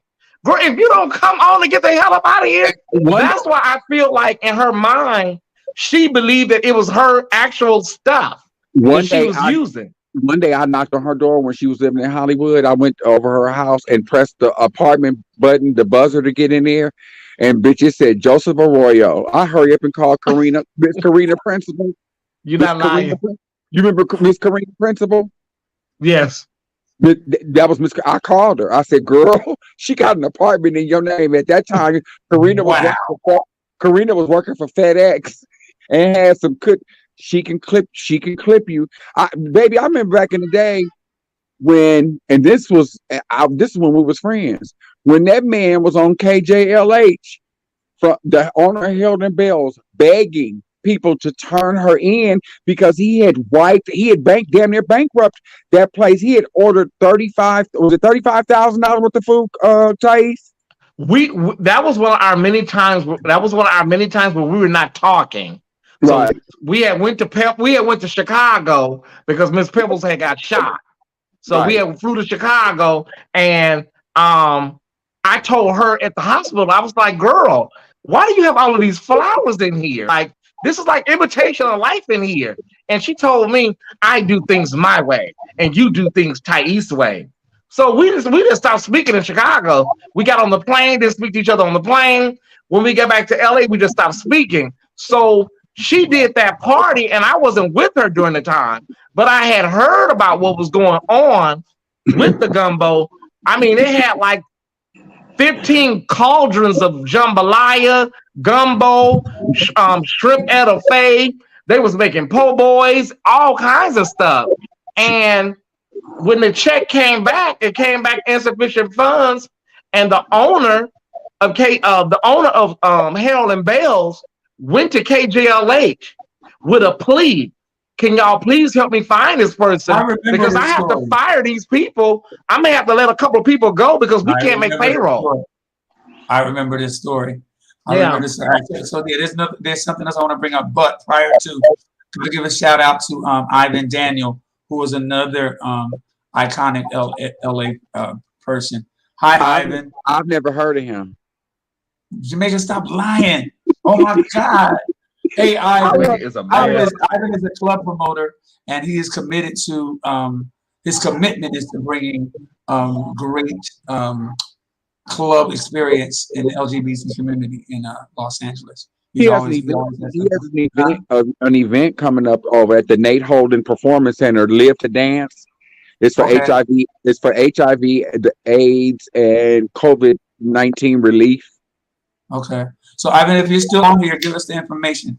Jamaica, yes. Jordan is on here. So Tyesse, when you and Rudy says, I think I was at the club that night. I think it was for a Hawaiian party at the club on Cahuenga. No, that was the luau. No, that was a separate. That was B Sundays on Cahuenga. Yeah. This was at another location, the gumbo party. All right. So listen, Tyesse, when I was watching you and Jamaica's live that time, two things all right, there's two stories that I need clarification on. One is the U-Haul. There's something about a U-Haul at the jail. That's one. The other was a body in the trunk. There was something that went on. There was a conversation with a body in the trunk. What was that? Okay. Yeah, that was my friend Brandy. Miss Brandy, she had got into a situation where she actually murdered her boyfriend. She did. She had a sex change, and we believe the sex change did something to her mentally, but she was already not all the way there with a lot of things, and the sex change just sent her over the edge. And she just actually reached out to me through another friend from prison. So she said she's getting ready to come home. But tell me, so she was driving around with the body in the trunk, because the story was hilarious. So you went to the door. Well, yeah, she was driving around, but not only that, they had a very tumultuous, like Ike and Tina Turner like relationship, and he was really, beating on her towards the end. And she said she wanted to come over here and stay with me that Monday. Bam always jokes around, girl, you probably was gonna be the third victim. I was like, girl, stop, but but yeah, she never made it over here. She killed him that Sunday or Saturday. Oh my! And then she told me when we talked like maybe a week or two ago, Mr. Marche had hooked us up through Messenger, and she hit me up and she was like, "I'm coming home soon." And I said, "Okay, well, because I don't really want to, have nothing to do with you because you killed somebody, girl. I don't think we could be friends anymore. Like, you murdered somebody, and then they said you murdered somebody else too. So I don't." And she's talking like, I love my sister, I still do, but she's talking like she's in jail for, petty theft or something. Like, girl, you murdered somebody. And then she said something that was kind of chilling. And I was like, well, girl, are you gonna stay in town, or where you gonna stay when you get out? And she was like, well, first I gotta handle something. Uh-oh. As God is my witness, she said that. I was like, okay. I was like, okay, girl. Honey, I said, honey, let me change my Instagram and all that around, honey. She said, but first I gotta handle something. I'm like, handle what? Girl. Oh, you coming to bump me off because I'm the last witness? Sharon said he has his whole family watching this mess. Listen, so Tyesse, who drove the U-Haul truck onto the jail premises? That was Bouvier. That was the late great Bouvier. That's when I first met her. U-Hauls used to be modes of transportation. Jamaica can tell you the girls used to drive U-Hauls and just don't turn them in. Miss Larry Latrell used to come up to the club and park right in front of the Horizon. You know, like when it's time to turn in the U-Haul truck, they just didn't turn them in. And then it only was seat like 4 people comfortably. Before that, Grant Davis, this boy named Turtle, Joey Jones from Cornerstone. They used to steal the school buses when Laidlaw was the yellow school bus in LA Unified. They would drive the buses around up into Griffith Park, and one day he brought that bus up to Griffith Park twice and came up that hill and couldn't make it all the way. And bitch, we hollered. The bus was stuck. You had no business stealing a school bus off the yard on a motherfucking Sunday. How are you gonna get this bus down this curve, bitch? So when people see Pose Jamaica, I'm like, girl, y'all don't know. LA Pose would wear New York Pose out. For real, if there was an LA Pose. So Bouvier came to the jail to see Mark Foster, the legendary Mark Foster, who was everybody's boyfriend, you know. And she didn't understand that when you would go inside to visit, the deputies would run your license plates on the cars and see who had any tickets or warrants, and they would clip you right there when you came out, you know. So they ran the U-Haul, and the U-Haul came back as stolen, and she got arrested at Wayside, which is across the street from Magic Mountain. She got arrested, and the U-Haul truck, when they opened the U-Haul truck, she had returns in the back, so that was an extra charge. And that's how we met that day. She came to the county jail in a hot U-Haul truck full of returns to see Mark Foster. Ain't it remarkable how you could be legendary in LA just for your dick? Yeah. And he was legendary because they said, Mark Foster he had meat, and, I heard he passed away recently. So rest in peace, Mark Foster. Yeah, he is legendary for being everybody's boyfriend. Yes. Oh my God. It was $19.95 a day to get that U-Haul, and all you needed was a license, bitch, and you can extend it and extend it. You can, yes. Wow. And the thing about it is that Ariel would always tell me, she was like, whenever one of her friends needed to move, she was like, Tyesse, to this day, I cannot rent a U-Haul. My name is in their system. And some girls were permanently, we used to laugh about it. She's like, to this day, Tyesse, I cannot rent a U-Haul because the girls just use U-Haul like rental cars. And they would pull up at the Catch One, they would open up the thing, and Plux would just jump out the back of the U-Haul. Like, it was like, girl, what is going on? How do y'all breathe back there? Do you remember, Tyesse, when Jewel had banned Ebony Lane from the Catch One? I don't know why.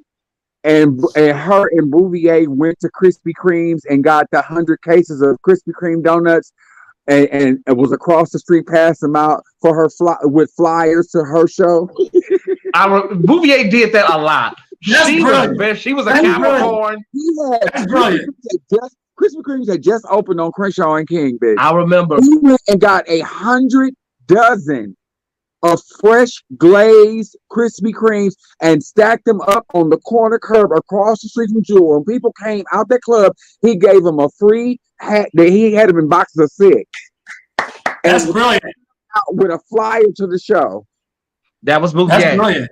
That's brilliant. She was treacherous. When you got on her bad side, she was treacherous. When I was working at Motown, I asked her, I wanted a Christmas tree in the office.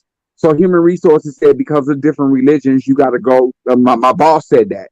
Because of different religions, you have to go ask permission first and see that the Christmas tree ain't going to offend nobody. I didn't know that back then. I was young. So I went and asked. They said, sure, you can put the tree up. So I called Bouvier. I got off work at 5 o'clock. We got the tree and went back up there at 8 o'clock. I went back to my desk to finish some work. When I tell you, when I walked back in there, I thought I was in Bloomingdale's department store, bitch.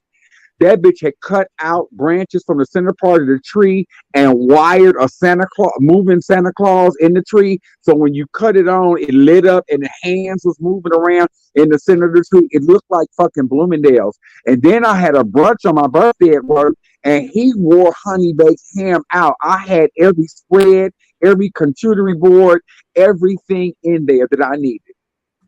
So aren't you Honey baked ham was Honey Baked Ham, it was a very legendary, the Beverly and La Brea location, or Melrose and La Brea location. The girls just used to wear Honey Baked Ham out. That's why when you go there now and you pull out a check, they look at you like you're crazy. They've been wore out so bad. So Honey Baked Ham ain't taking no checks for nobody, even legitimate checks. Oh my! So listen, what I want to do, Ivan has his information for his event coming up. Can we post that, please, for Ivan Daniels' event, Dance for Life, April 23rd. Where is it, Ivan? Okay, www.danceforlife.info. Ivan, you could tell Jamaica, thank you for mentioning it. Not for real. You said Jordan is on here? Yes, Jordan is on here. Say something to Jordan because last week. I'm not saying shit to Jordan. I'm not saying nothing to Jordan. I tried to reach out to Jordan, and Jordan gave me some bullshit about you an icon, and I don't have nothing in common with you, and what would I say to you if I called? And I was like, I'm not going through all that with you. I love you. He was my assistant for 18 years, so you know he was used to say, I don't know what that's about. That's something else to me. He might be. I'm really kidding. I'm really kidding. He's a sweetheart. We do message each other, but if he don't want to talk, you know, that's cool. I can't make you. But I'm not that. One thing I like about Tyesse and the other people that I've met like him. Wait 1 second, Jamaica, 1 second, baby. So Ivan's event is at the Nate Holden Performing Arts Center. Dance for Life, April 23rd at the Nate Holden Performing Arts Center. Okay, Jamaica, I'm sorry. One thing that I admire about Tyesse, and some other ones like Flame and T.S. Madison and a couple of other ones, no matter what kind of pedestal people want to put us on, whether we receive it or we don't, I consider us to be humble. And one thing I'm going to tell you that other people don't have, and Tyesse got this hands down. T.S. Madison don't have it. Darren Fleet don't have it. Some of the greatest with millions of followers is Tyesse interacts with the people who he not sitting up there just talking shit and ignoring you. He can't get to every comment, but he interacts with you. And if somebody needs prayer, Tyesse will go and say, one time he put up there, well, look, one of my Thai squad members is in a little trouble, bitch. I don't know what the whole problem is, but if y'all got something, shoot it to her. I sent her $25 and I asked Tyesse, who the fuck is that? But that's just what we do. Tyesse is humble. And I tried to be that. So that's why I was trying to, when Jordan first reached out to me, the inbox message was so warm and so endearing. It was, hey, you know, you don't know what you mean to me. By the way, I'm Norwood's ex-assistant. We got so many memories between each other, and then he extended his number. And we talked, and I called him one day, and then I called him another day, and I called him another day, and I went to inbox him. I said, hey, I keep calling you. And he just was honest. He said, I look at the phone and I don't answer it because you're an icon. What would I say? And I was really shocked by that.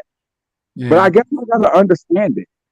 Well, the deal is, and I'll say this and I want to move forward quickly. I think one of the reasons that I admire Tyesse and you so much, Jamaica, unlike Flame, who I know well and assisted Flame a lot earlier on, is that you are approachable, you are accessible, you do care, you do read, you do pay attention, you do take the time, not to make people feel special on purpose, but the end result is that they feel special.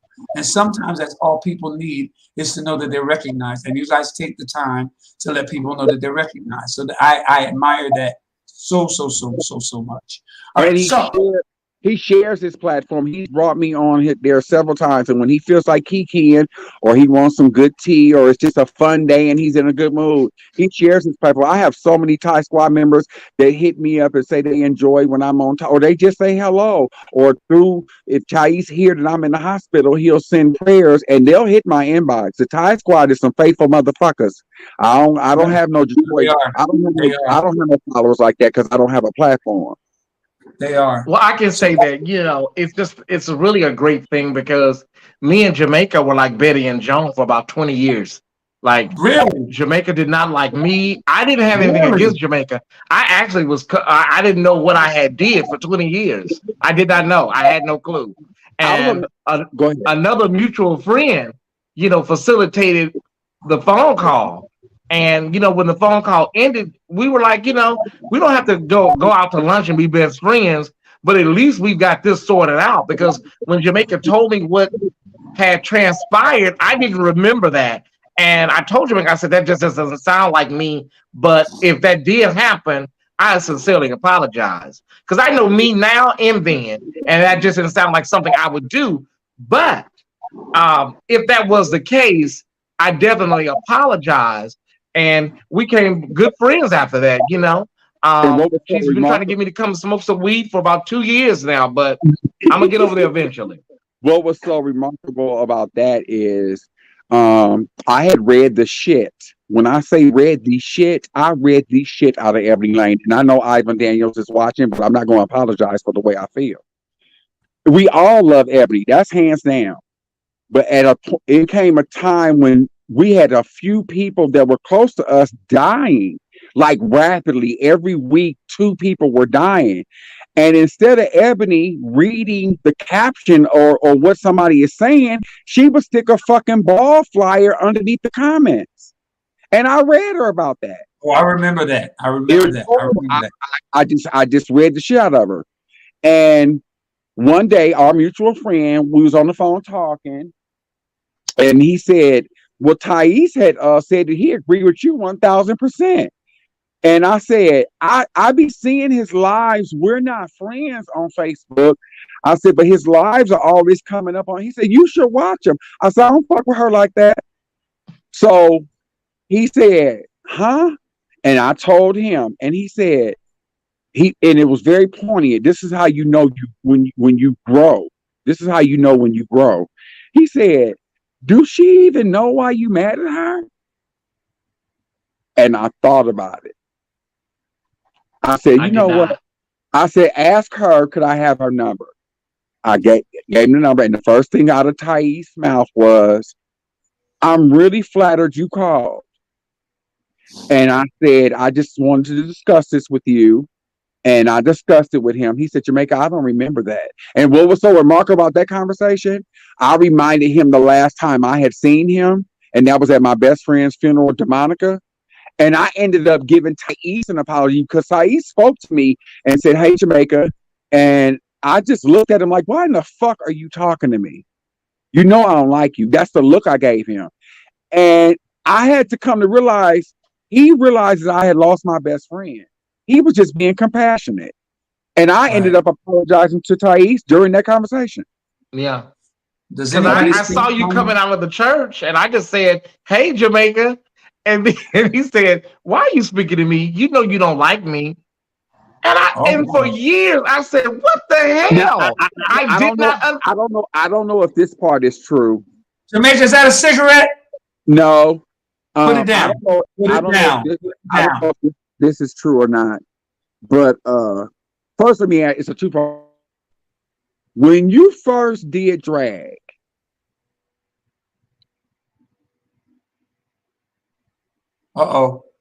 who inspired you to do it? Who did you look at and say, I think I want to do that?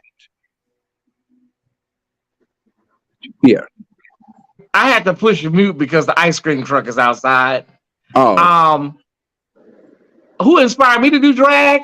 There was nobody. I did drag because everybody else was doing drag.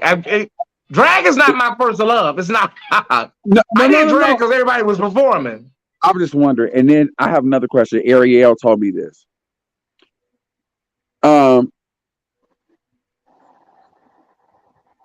No, was it Ariel? You did Jennifer Holliday's Giving Up? Yep, I saw it. Who inspired you to do that? Actually, I think I saw you do it. I saw a pageant girl do it and kill it at Continental one year. Yeah. A pageant girl at Continental did it one year, and I did see you do it one time. Okay. On either a video. I never saw you perform live in person, but I believe I saw you on a video. Tyesse, I have something, and I offered this to Jordan as well. I have a box of pictures here. Okay. I mean, a box. And also 4 videotapes that I need to call DJ. I know DJ Sidney. DJ Sidney Perry is my son. And I also know DJ Penn and DJ Chris Johnson is still around too. One of them motherfuckers know how to take a VHS tape and burn it to a disc. Yeah. And I need that to be done. And I know we've been trying to meet up. You don't have to smoke no weed, bitch, but I want you to eat this edible. Okay. And I want you to go through these pictures, and any pictures you want to take or keep, they already scanned into my system. But I want you to get your life one day. Okay, I will. Because the study, like Norwood said in the beginning of the show, it was magical. The study was a magical place. And when you say magical, there's a feeling, energy that was there.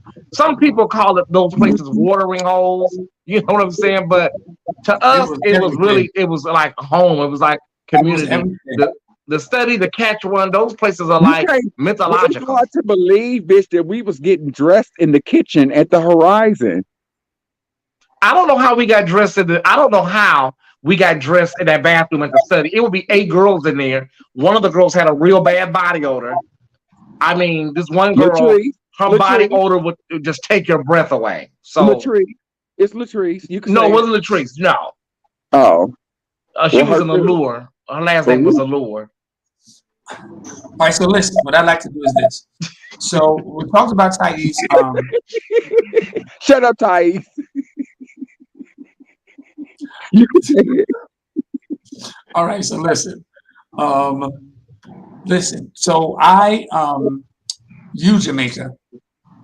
We talked about, I'm gonna just focus on you for a second. We talked about that was not, Tasha says yes, Jamaica for the weed. That was not weed, Tasha. That was a cigarette. And that's a whole nother fight with Jamaica. We talked about, we all know Jamaica for his brash personality and no nonsense personality. But since his brush with death and things of that nature, I started to see, and I don't know if you noticed this at all, Tyesse, but I've started to see a softer side of Jamaica. Kat, yeah. Have you? I definitely have. And I think that comes with evolution, and I think that comes with growth, and I'm going to say it, I am so happy that at this point in my life, you guys are still here for me to go back and look and say, wow, that was a blessing. These guys were a blessing. Because there's so much negativity that goes on with the community. I was only exposed through the positive side of it, through you guys' personality and you guys' presence, really. So, Kat, I want to show that letter or whatever that was that we didn't tap into last week with Jamaica. And I said, uh-oh, Jamaica's a softie. You know what? No. Here we go. This made my eyes water. Let's go back. With T.S. Madison, I might say I was moved by the sense of power that you embodied in that clip. Just such a humble and passionate spirit, yet so vulnerable all the same. I just wanted to say thank you for your strength. It's been laid within my spirit in such a way that I cannot thank you enough. I feel stronger after watching it, as I'm sure others do as well. You are loved, blessed, and highly favored. Most of all, you are doing the work, serving your purpose, being a gateway to those who don't have a voice. Forever grateful, Khalid. Yes. I noticed that Tyesse has been posting his lately, and I get them on. Tyesse, I don't know if you saw my episode on T.S. Madison.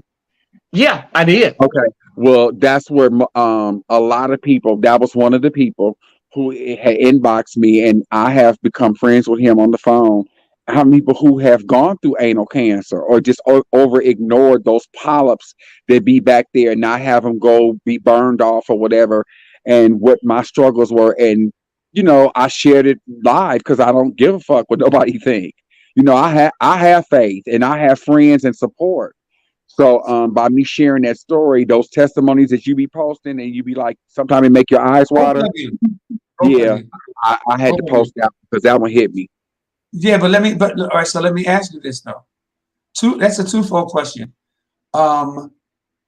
Would you have ever thought today that you would be the persons who were in the sex world and in the professional financial crimes and whatever? Would you have thought then that you'd be the people you are today, leading people, healing people, saving people? Would you think that would be your purpose in life? For me, this would be your call for both of you. Yeah. For me, I'll answer first. For me, yes, but not to this magnitude. My thing was I knew I was gonna be funny, and that was gonna get me out of all situations or get me in any door because I command the motherfucking room when I walk in it. You're gonna know I'm there. I'm gonna Yes. speak to everybody, and I'm gonna have that energy, but not to this magnitude where you touch Yeah, but, people's but that's kind of twofold. Like, yeah, we trying to all know our talent. But I guess my question really is, did you know that you would have the impact not only to entertain people? I see you smoking that cigarette, Jamaica. Not only to entertain people, but to have a step further, to have the impact to change their lives, have somebody that they can look up to and that you could inspire. You know what I'm saying? Tyesse, did you ever think that? Not really. Not no. I've always ascribed to do bigger things. But I've always wanted to write and create like TV shows and films and stuff like that. That was always my dream. But God put me on another path to do, what I'm doing right now. And I also can always come back to that and do that as well. But, when you come up through the Hollywood life, you're just trying to get through the night. You're not thinking about no blogging, and it wasn't even blogging around at that time. So no, I can't even say that I can see this far, And I'll be honest, I had a lot of toxic people around. I had a lot of dream killers. I had people that were very close to me, very, very close to me that were, somewhat envious or jealous of my gift. So I've dealt with a lot. And sometimes it takes you years to break free from all of that from people in your circle. It takes years to break free of that and see yourself for who you really are. And I learned early on that it's not that people are per se jealous of you.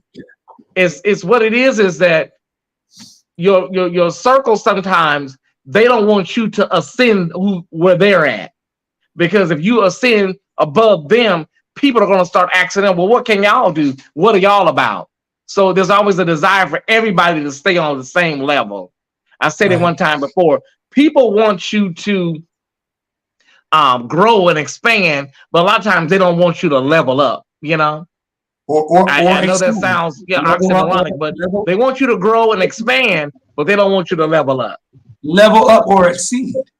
Exactly. So here's the deal. I think that, and you guys take this for what it's worth, but the old saying is, too much that is given, much is required. So as your blessings are coming in, and they are, that much more is going to be required, because now you know that you're responsible for saving lives and changing lives and being inspirations. This is why not for me, honey. Mother's tired. I'm 54. It does not matter. It does not. It's happening. It's already. Listen, as long as you are a presence, that is your responsibility, my brother. Period. So what I'm going to do, I'm where Jamaica is. I'm tired of having the weight of the community on my back per se, like the responsibility of just lifting up the whole community by yourself. That can, and when you've already done that, it's like, girl, I can't give no more quotes, no more speeches. I can't tell you how many times, and I'm being serious because I'm so silly sometimes. People don't really take me serious. I have to give a disclaimer. That word icon, legendary, sometimes you think in your head, if this is what this shit is, y'all can have it. Because I got really red and blackballed in the community because I wasn't doing any AIDS awareness, and I felt like this at this time it was 2018. We're aware it's here. People just still gonna shoot videos of them with nut all on their face. They don't care. You scroll Twitter or any Instagram or OnlyFans, and you don't see a condom in sight. People don't care. They feel like it's a pill here that's gonna keep me living, and I can get benefits. Tyesse hit it on the nose when he said back in the day, the kids had to scruffle to live. Now with HIV and being gay, you can go to the gay and lesbian center and say you homeless, and they give you a $200 Ralph's gift card and a monthly bus pass, and you got a free cell phone. It wasn't like that back in the day. So I'm tired. I mean, I'd rather take well known or a pioneer or fucking trailblazer. And once I blaze the trail, I'm done. I'm done. All right, so here's the deal. That is how you feel, and nobody can negate that.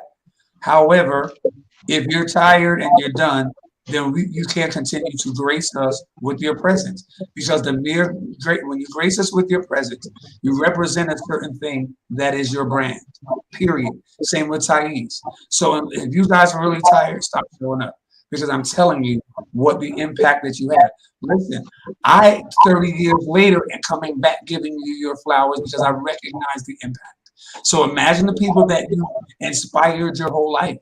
You see, so if you retire and have a retirement party and let's do the damn thing, but as long as you're present, there is going to be a requirement. And whether that is finding a way to feel as though you're not carrying the weight on your shoulders, but you have a gift, and that's just opening up your mouth and just being you. You don't have to do anything. I understand what you're saying, Norwood. But when Jamaica have already like did all of the work with the fundraisers at the Catch Running, she's done this 20, 30 years, and now you're at a place now where you just want to live your life, mentor where you can, feed poor where you can, but to take on a whole new mantle when you've already given half of your life is kind of a lot. Right. No, but I'm not suggesting that at all. Okay. I'm just saying, no. I'm not suggesting anything for the future, nothing like that. What I'm saying is, the bottom line is, because of all those things you did in those 30 years, is why people call you an icon, or that's why people call you legendary. I have a problem with people saying a star or a celebrity, because people make you that. If you're celebrated, you're celebrated. You guys are celebrities. You can't take that away from what people label you as. We're not taking it away. We're not taking it away at all, Norwood. And I don't want to drift away from the core of what you were saying. What we're saying is, when you have those titles, it's kind of like Cardi B. She comes out, she becomes successful, and you say, well, she's not a role model. She didn't ask to be. Right. She didn't ask to be. Right. So that's just basically what we're saying. It becomes sometimes too much. And now with social media, and now we're dealing with more bipolar and more meth use amongst youngsters. When I say youngsters, I'm talking about 22 and 23 years old. We didn't do that in the 90s. So now you got people that are fun, non-judgmental, talking about me and Tyesse and many like us, that you could be having a nice day drinking a cup of coffee, and a bitch just feel like, Tyesse is a good ear. Let me dump this on Tyesse. Girl, don't fuck up my beautiful Sunday because you're over there in an unhappy motherfucking house. And after I tell you this advice about how you should leave that nigga, you're going to be sucking on his dick, because next Saturday, I'm probably going to be sucking on that same dick. You're not going to do that. No, I get it. No, I totally get it. So here, BJ says, and this is poignant, it's energy draining when you mentor and they still don't adhere to what you're talking about and telling them. Totally get it. So I got to wrap real quick, and I hope that I really want to continue this. I'm not suggesting that you do any more or whatever. I guess I'm coming from a place of saying thank you, and the fact that now people are giving you your flowers, and it comes in addition to you being an icon, or you being iconic, or you being legendary, because in the body and the history of Los Angeles, you are. You know, you can go in anybody that's of a certain demographic and mention either one of your names. That doesn't happen if you're not a legend or if you're not of iconic stature.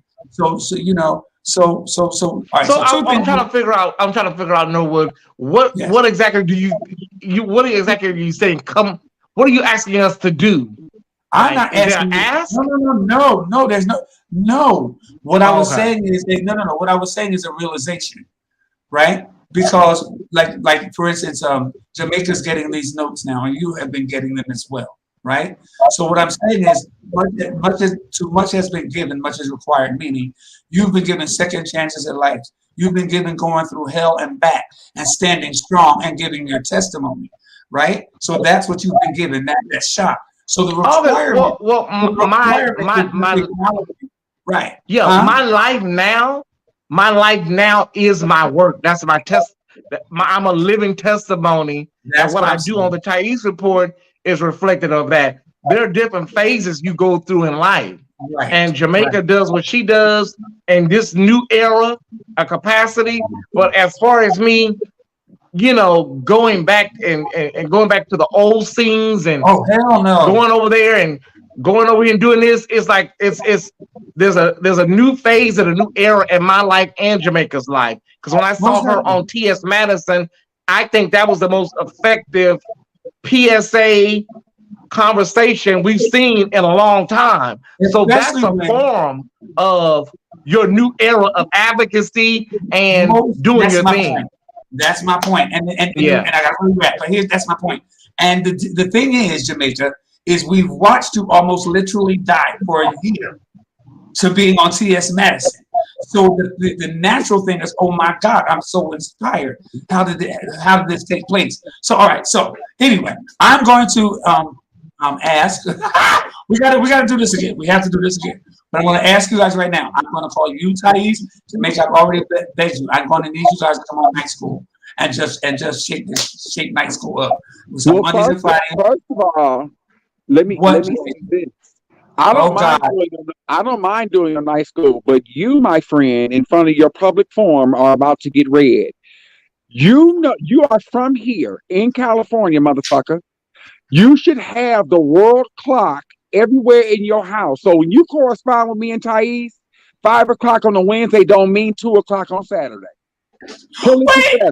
And then today, Norwoodians, whatever your fan base is, your Norwoodians, my woodpeckers. I was due to be on here at 6:45. I done went through 2 bags of Tito's, a half a pack of Newports, and 3 blunts, and a whole Pepsi, waiting for him to stop running his motherfucking mouth for me to get on here at 7:15. Now, if I want to go past 8:15 tonight, I'm going to require some motherfucking money to hit my Cash App because I don't have.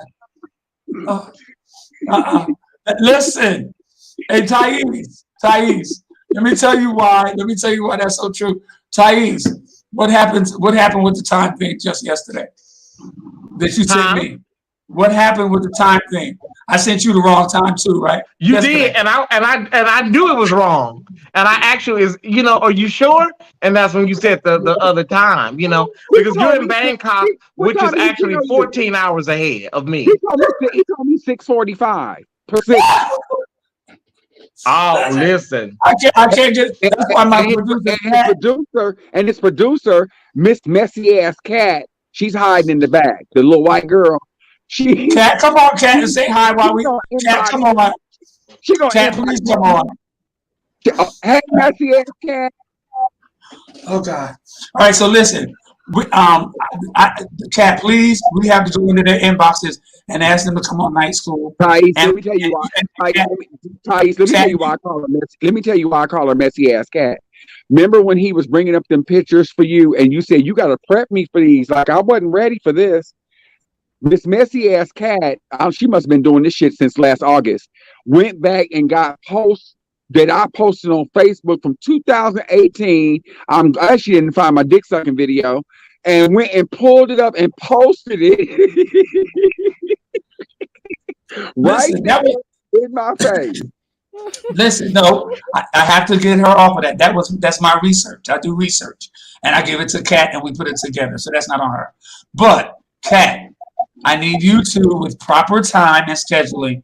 I'm going to reach out to Jamaica. I'm going to reach out to Tyesse. I don't know if they're going to be on the show at the same time. Maybe, who knows? And Kat will talk about. How are you gonna ask the bitch that just found out that we have daylight saving time in the world to keep track of some time?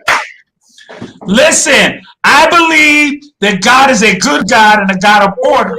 He will handle it. This is some bullshit, and I'm calling you on it.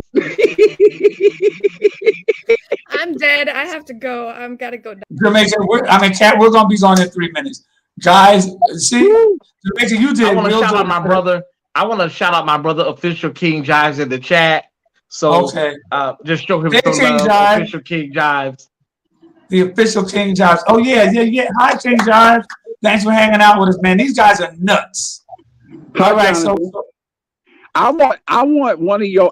I like one of your Thai Squad members, not sexually, but I go to his page and I stalk it. I don't like shit. I don't put no hearts. I just look at it every time I see him on your wall. Who is it? Jonathan Davis. Jonathan Davis. Oh, Jonathan. Okay, Jonathan. Jonathan is a Oh, he's up right now. He's up right now. Premier member. He's watching down. You like Jonathan? Oh my God! I need glasses. I can't see there, but I am infatuated with that man. He makes me moist in places I should not be wet. All right, so now it's time to tie up this. We got to tie up the show. Oh my God! Oh God! Guys, I'm celebrating. Can I say this? I'm celebrating my 1 year anniversary. I'm celebrating my 1 year anniversary this Friday. So right here on YouTube. Of the Tyesse report. Yeah, it's going to be a virtual celebration. So feel free to come by. Oh my God, I'll definitely be there. Tyesse, before we go off, could you give us a breakdown of Tyesse report, Tyesse After Dark, blah, blah, blah, before we leave? Well, Tyesse report is just basically me telling the news, pop culture from my point of view.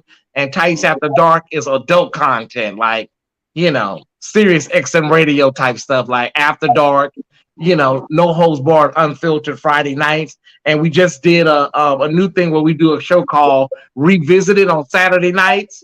It's kind of like unsung, but it's like unsolved mysteries unsung. Like that last one about Quadron? Yeah. Oh, that was good. Yeah, we're doing that on Saturday nights, like Who Killed Marilyn Monroe? So tell us, like, we are second graders. So Tyesse report, it comes on what days? That's Mondays and Wednesdays at 12:15 Pacific time. Mondays and Wednesdays, 12:15 Pacific. Tyesse After Dark. And Tyesse After Dark is Thursday nights at 7:00 Pacific time. And the Saturday situation is? It's either 5:00 or 5:30, depending on what I ate. All right, before I go, food makes me. Food slows me down. There's one thing before we leave, and I promise I'm leaving. There's one thing that you did, and you used to do it, and you do it periodically. Tyesse would always tell us what he was going to cook, the meal he was going to prepare, and give us the rundown of the television shows that were coming on that night. So that's actually a show. I just don't have time. I don't have the time, and now I'm addicted to Uber Eats and Uber Eats and DoorDash and I used to do that a lot. Everybody used to really enjoy that, but that's when Tyler Perry and the Have and Have Nots was really good, on Tuesday nights. But yeah, all of that fell off. Well, see, but 3 years ago, I would go onto your page or call you or text you and say Tyesse was on television tonight, because Tyesse is on top of everything. So for my people that are watching, I hope my camera just left. Yep. Green screen. Thank God you dressed, Norwood. From the waist up. Oh. Thank you guys for hanging out with me. We have to do this again because there's just so much. Tyesse in Jamaica, Kat will be contacting you from night school. And for everybody that joined in today, thank you so much. I have never gone over an hour and 10 minutes on the show. We have gone over 2 hours with these two incredible individuals. Guys, I love you very, very much. Jamaica, thank you. Jonathan Davis, I love you. Oh, God. Tyesse, thank you so much. Want to say you can have whatever you like. I love you. Tyesse, he said, thank you. I love you, Jamaica. Don't send me no friend request. Don't send me. I'm finna go stalk his page right here. I'm gonna make his phone my screensaver. His picture my screensaver on my phone. Wow. So upon leaving, I do want to seriously say thank you for making this a memorable situation for me, and I have it to archive for the rest of my life. And sooner or later, we'll get back together and do it again. I appreciate you. We must. Thank you. Jamaica, stop smoking. Thanks, guys. Love you, and we'll see you soon. Bye-bye. Love you, Jamaica. Your day is designed to perfection, and anything that goes against that perfection is a trap. Don't fall for it. I fell in love with you first. I fell in love with you first.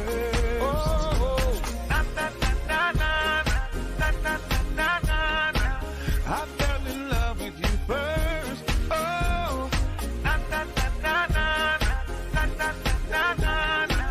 I fell in love with you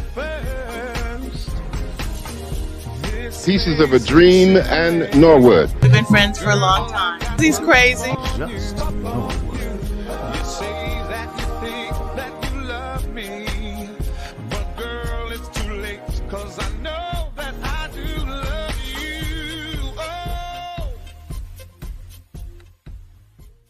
Hey, it's me, Norwood, and I am celebrating 40 years in show business. So I have decided to go global. So join me for my daily thoughts and memories on Facebook and Instagram. And you can find all my shows, Just Norwood, Spiritual Sessions, Sundays with Debbie Craig, and Night School by subscribing to my YouTube page, Norwood Young's Wonderful World.